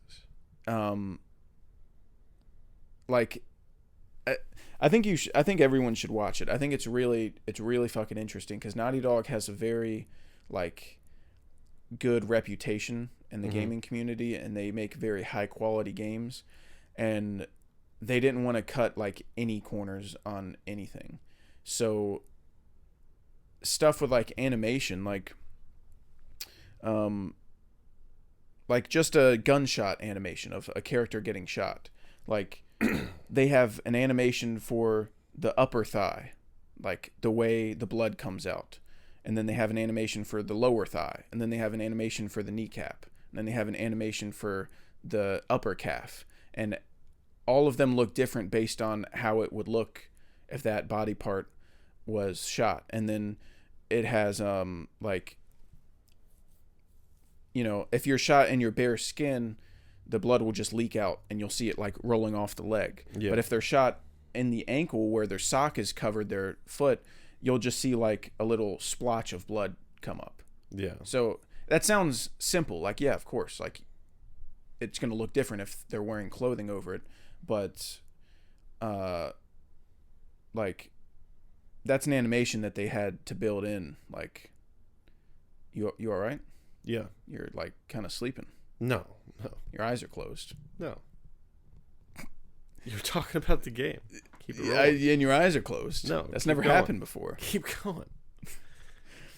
You're talking crazy, dude. You're the one acting crazy. I don't know what you're on, but I want some of it. Like, that's a bizarre thing for me to look over. Like, I'm talking on a podcast, and I look over at my co-host, and his eyes are closed. That's a crazy thing to experience. Dude, I'm right here. Anyways, and they make they like go out and record all the sounds. Like, we need the sounds of rain hitting a windshield, and then we need sounds of rain hitting a stop sign. Yeah. And they go through and like every little small piece of like something in the game, they went out and recorded like a specific sound just for that. And there's also like shit in the environment too, like, you know, throwing stuff. Mm-hmm. Like if you throw shit and it lands on grass, or if it lands on concrete, or if it lands like on a car. Yeah. Like all that sounds different. And then reloading, like when you reload, your fucking shells fall on the ground. Yeah. And it's either The Last of Us or Red Dead. I can't remember which one, but they make different sounds depending on where you're standing. Right. So I can't even imagine, like, it had to have been fucking tough. Yeah. Gathering all that, doing all the animations, like. Mm-hmm. And to get like a realistic, one of the craziest things that I saw was they were working on clickers, and they wanted to see how like the blood would cover and roll off of a clicker's face if he started eating someone. So they had one of their like employees at Naughty Dog, they had a rag soaked in like fake blood, and they had him get on the ground and act like a clicker and start like making all the noises and like ripping it up and being a fucking zombie. And for like and then it was for what do you call it, like reference. Yeah. So they could animate it in the game. And so you have this video of this guy like eating a blood sack on the ground, acting like a zombie. His face is covered in blood, and it's like they're just doing crazy ass like goofy shit. Yeah. Just for like realism and just to get it exactly perfect.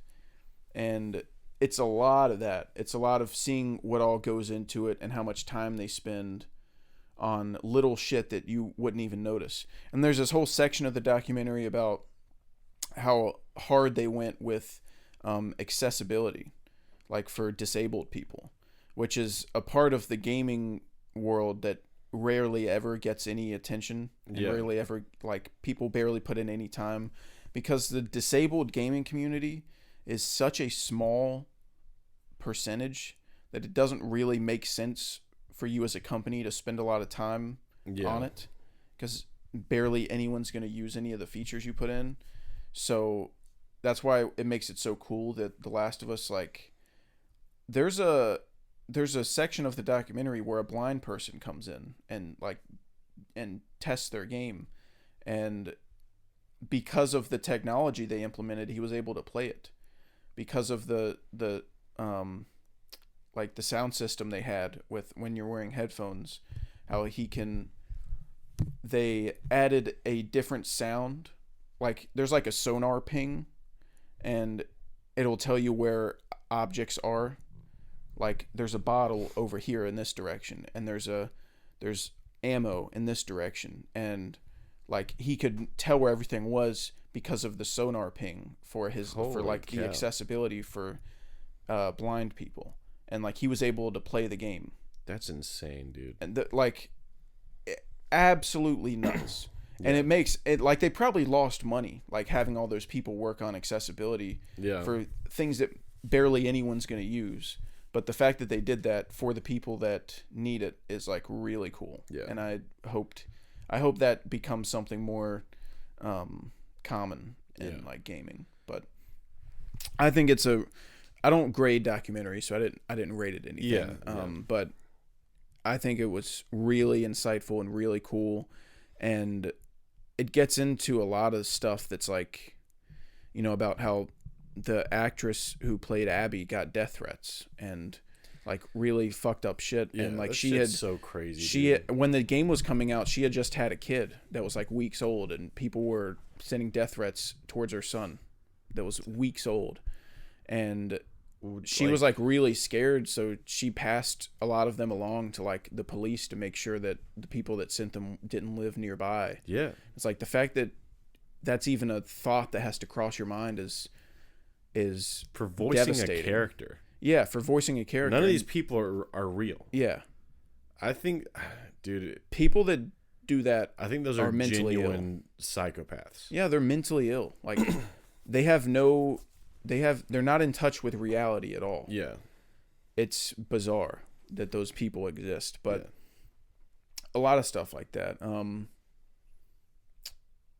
And Naughty Dog got in trouble towards the end of making part 2, because when at the end of making a game, there's this thing called crunch, which I think is just like can happen at any job really. Like if deadlines are coming up and employees have to start working late and working overtime to get shit done in a certain amount of time. I don't know if all like businesses call it that, but that's just what they called it at Naughty Dog. I don't know, but they got really bad crunch like when part 2 was coming out, and people were like working crazy hours and like not going home, so they would start. Naughty Dog was like hosting dinners at work, like getting everyone food so they didn't have to go home to eat. And so they got kind of like, I can't remember if they actually got in trouble, because I don't think you can really get in trouble for it. People choose to work there. Yeah. But they just weren't happy with like what happened. Yeah. So they weren't happy with the conditions everyone was working in. So the end of the documentary is about them like implementing work from home stuff. And they were talking about how they were like deep in development when COVID happened, and they were like crunching, and then COVID happened, and nobody could work from home because none of that was set up. Yeah, because Naughty Dog was very anti work from home up until that point. So they had no technology at home, and no one could work. And so they had a deadline. They were supposed to release in like 3 months and had a shit ton to do, and had to stop like everything. So they had to push the date back. And so the end of the documentary was them talking about like how they implemented like a hybrid, workstation, and you can work from home certain days and go into the office, and how they have daily surveys now about asking the employees if they feel overworked or if they feel like they have too much to do. Yeah. And if they do, they need to let them know so they can delegate it to other people. And just like cool overall. Yeah. The way that they I think that's everything. Big issue in the gaming world is pushing these like programmers and designers to like, you got to hit this deadline at all costs. Yeah. I think that's why we've been getting such like shitty games, is because you got people working like 12-hour shifts at the very last second to meet an impossible deadline, and they shit out whatever they can to make you happy, and you're like, all right. That's probably what happened with Cyberpunk.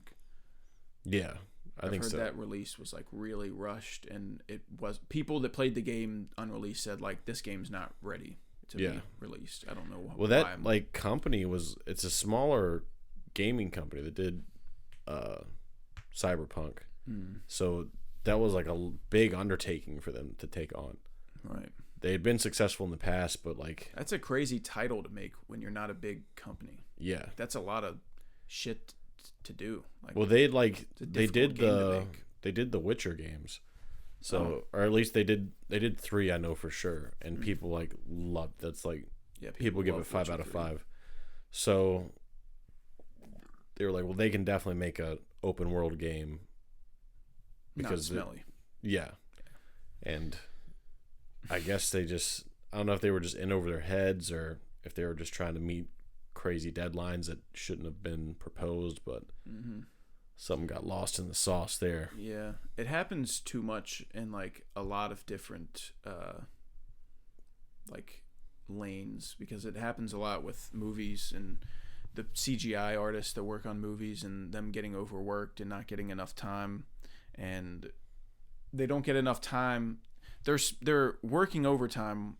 I mean, working themselves to death, but they don't have enough time to even finish what they're supposed to do. So then the movie comes out and all the fans are complaining that the CGI looks bad, and it's not even their fault. Like they worked as hard as they could and the studio just doesn't give them enough time. And I just will never understand like putting a release date on something that isn't ready yet. Like just wait. Just like don't rush it. I don't understand. Like why put a pressure on yourself to finish in a certain amount of time? Just wait for it to be done and then say, okay, now that it's done, it'll release on this day. Yeah. Be a normal guy. What are you doing? Yeah, I don't know what the deal is. There's nothing worse than like being set up in a bad situation. Yeah. You walk in with a task and nowhere near enough time to complete the task. Like, why are you even trying? Yeah, and you have all these very talented CGI artists that can make an amazing product, but they aren't getting enough time. Yeah. So then other studios look at their work and they're like, oh, well, this company did the CGI for Argylle, so we shouldn't hire them because they stink. Yeah.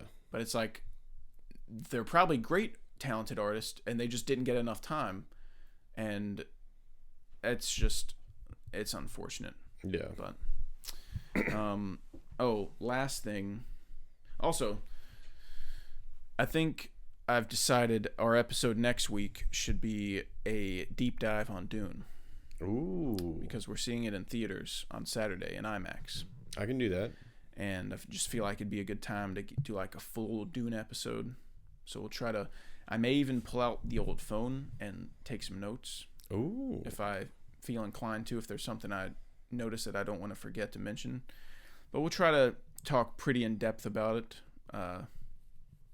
Since, Dune 2 is coming out soon. Big Dune analyzed. It just makes sense.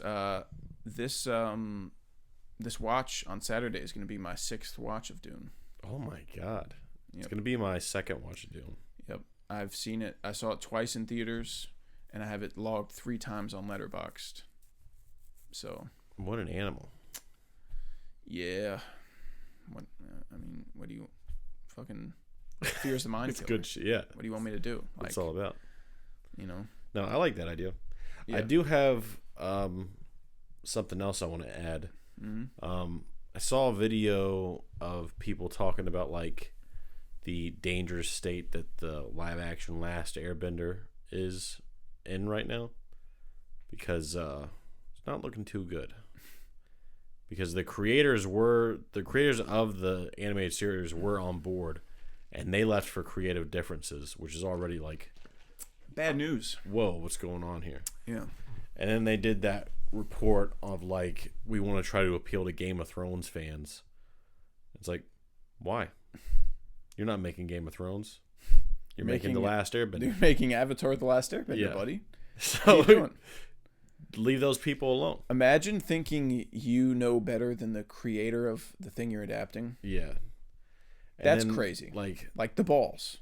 the balls the fucking do that. cojones on this guy. Yeah, that's fucking crazy. Yeah, and they're already like talking about stuff that they've changed, and like Sokka, one of the characters, he has this like mini arc where he becomes less sexist. Does that happen in the show? That happens in the show? animated series, yeah, the kids show. So what's the problem? They're like, we're gonna water that down, so they want to appeal. Oh, so he's gonna start not very sexist. Yeah, he's gonna start as just like a normal guy. Oh, instead of just building a flawed character. Like, it's fine to have. That's what makes you care about him more. Yeah. So seeing someone who started not the best and then tried their hardest to become a better person makes you care a lot more about them than just like standard average good person guy. Yeah. Like, which sounds kind of fucked up, but that's just the way it is.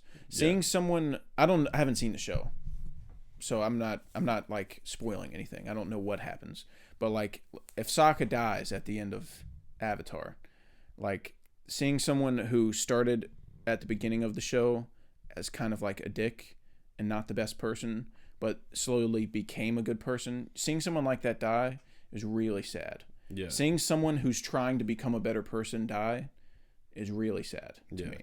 That's just something that maybe not everyone feels the same way, but like that's one of the saddest things. Yeah. To me. No, I agree with that. And it's also like Sokka's like a kid. He's like a teenager. Yeah. Most teenagers are sexist. He's naive and doesn't fucking know half the shit he does. But they're saying they're watering down that aspect of his character, which is like, you know, him being dumb and naive is a big part of his character. Now he's just going to be a standard dude. Yeah. They're watering that down, but they also want to appeal to Game of Thrones fans where people are getting their throats slit. And I wonder what they meant by that. I wonder idea. what specific elements of Game of Thrones they're trying to achieve. I can tell you there's nothing that translates. Yeah, that's such an odd comment to make. Yeah, so like... Also, I don't know if you heard about the actor playing Sokka, how he lied about his heritage so he could get the role. Oh, no. Like, they wanted to cast a person of a certain heritage, and he said he was that so he could get the role, and then he got it. And then it came out afterwards that he was lying, and he's just like a white guy. No, I didn't know or maybe he's not just a white guy, but he lied about what he was. Yeah. And a lot of people were upset about that. And I mean, it's not looking good. The future's not very bright. Yeah. And then also they said that like they're gonna take away like a lot of like the little side quests that Aang would go on. Well, yeah, you have to. I mean, not necessarily. You don't get 26 episodes like you do in animation. You don't, but it costs way too much money. You also like the side quests are an important part of Aang's character. Right, but you like it's just not possible to keep everything from the animated show. It costs way too much money to make. You have to cut a bunch of shit out.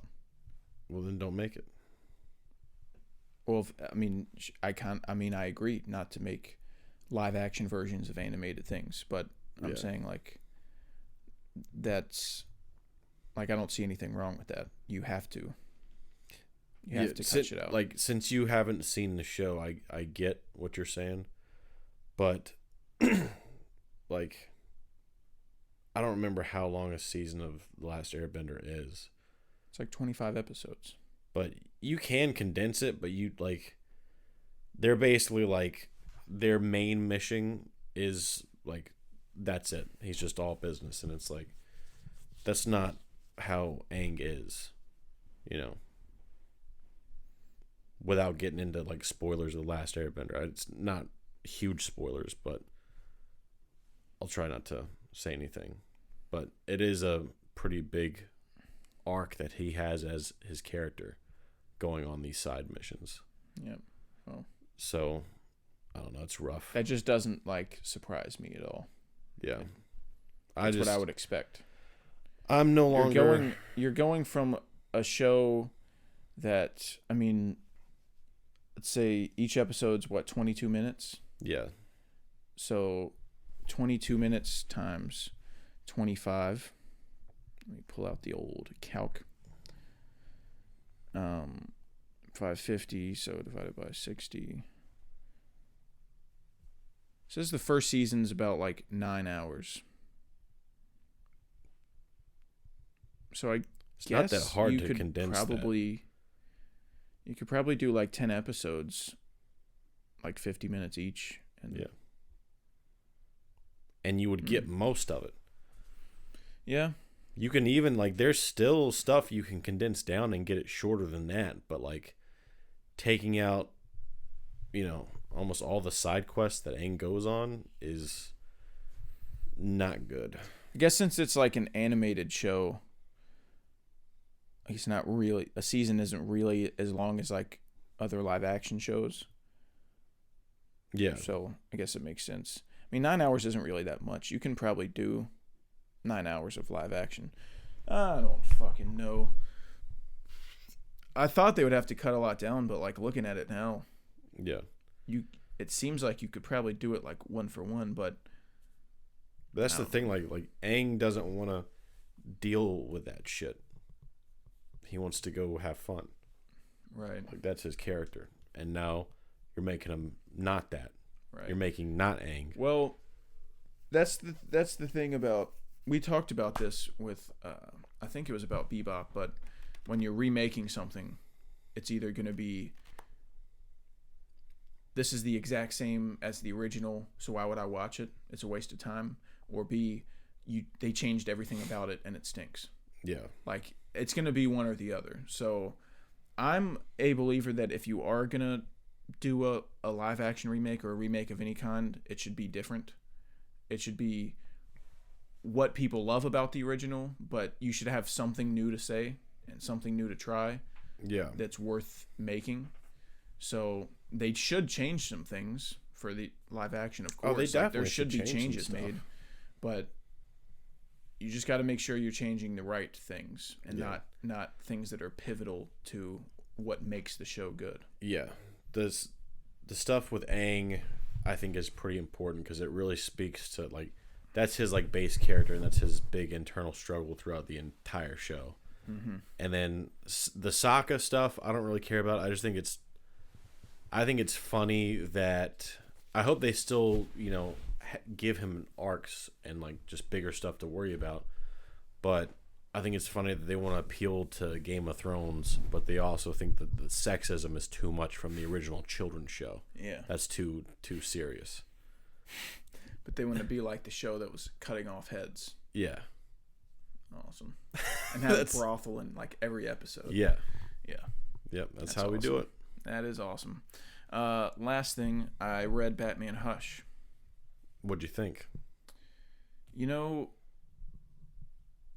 I kind of don't like it very much. Ooh. But I'm kind of alone on that. I asked some friends, and they all like it, like a lot.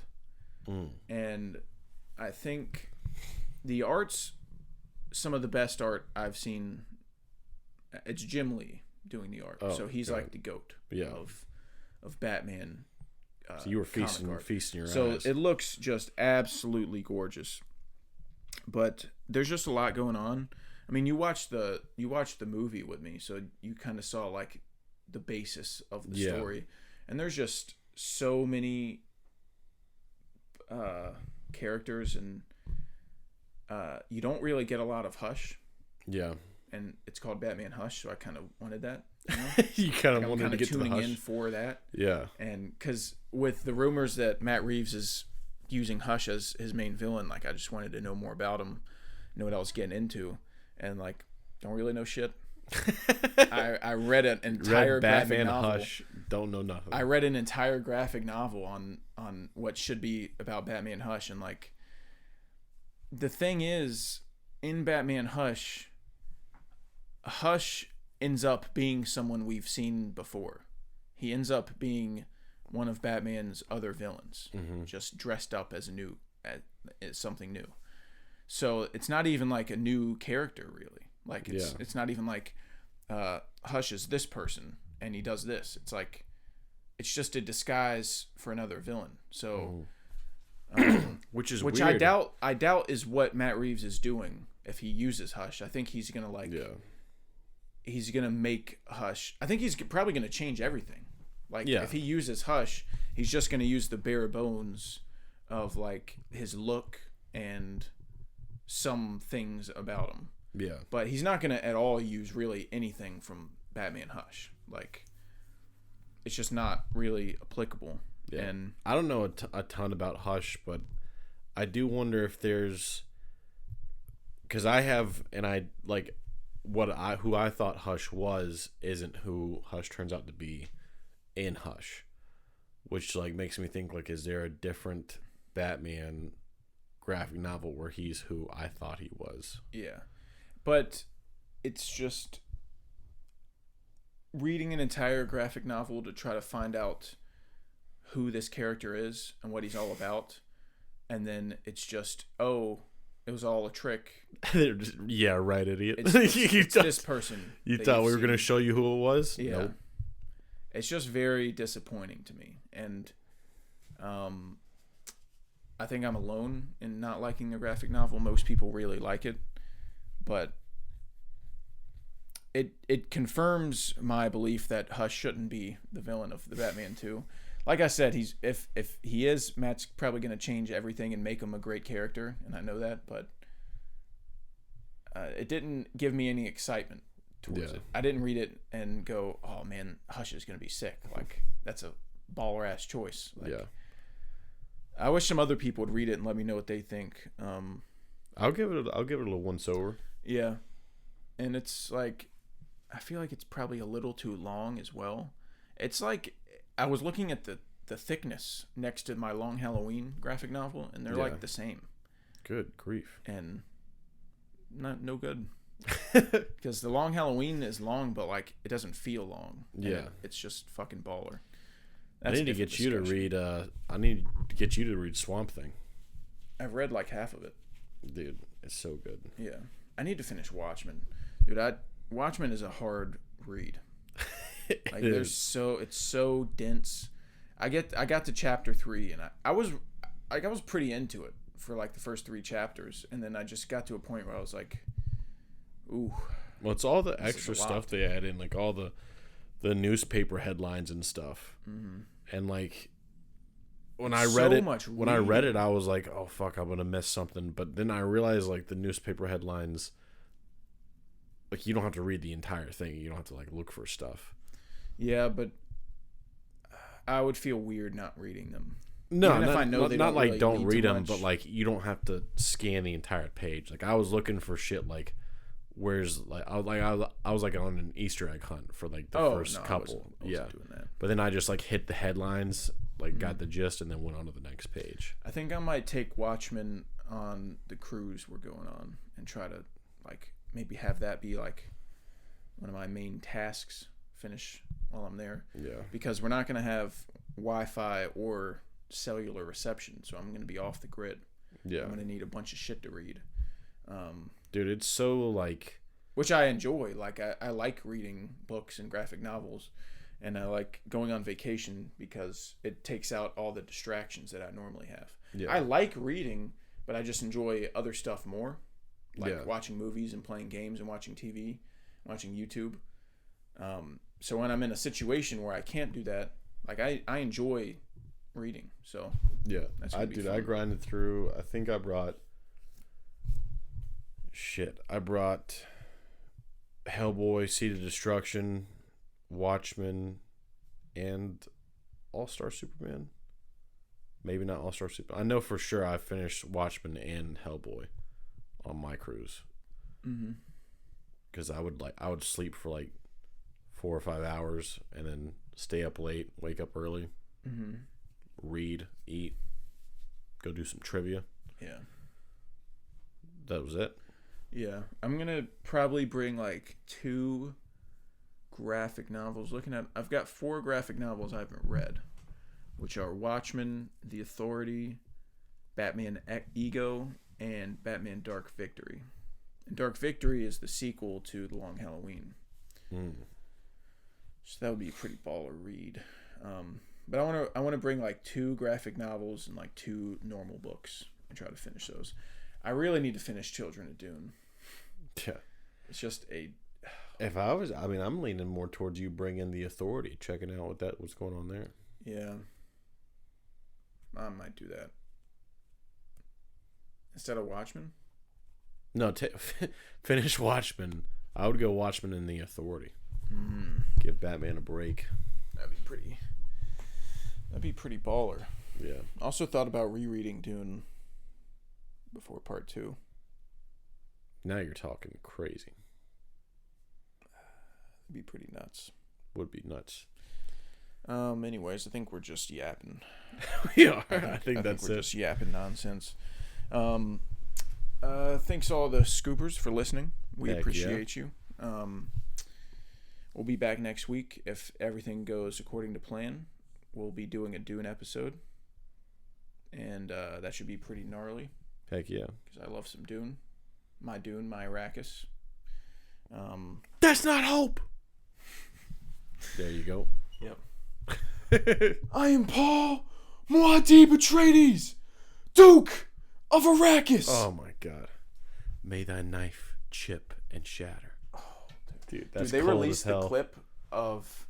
It's a 17-second clip of Paul and Fade Routha like talking in that scene before they fight, and I'm like, I don't want to see that. Yeah. Everyone's talking about his Austin Butler's voice, his Fade Routha voice. I don't want to hear it. Yeah. That's what the movie's for. I want to hear it when I'm boots on the ground. Yeah. Yeah. I'm Like, not gonna... Why are you releasing a clip like this important? Like, Yeah. this is a big scene in the movie. Like, I've avoided it. Like, I just still haven't seen it. Hopefully nothing comes up that I can't control in a movie theater or something, because Yeah. I don't want to see that. Trailers, give me that shit all day. I'm trying to stay stone cold, dude. Yeah, trailers and clips, very different. Yeah. Very different. But anyways, we'll be back next week. Thank you for tuning in to the Film Film Scoop.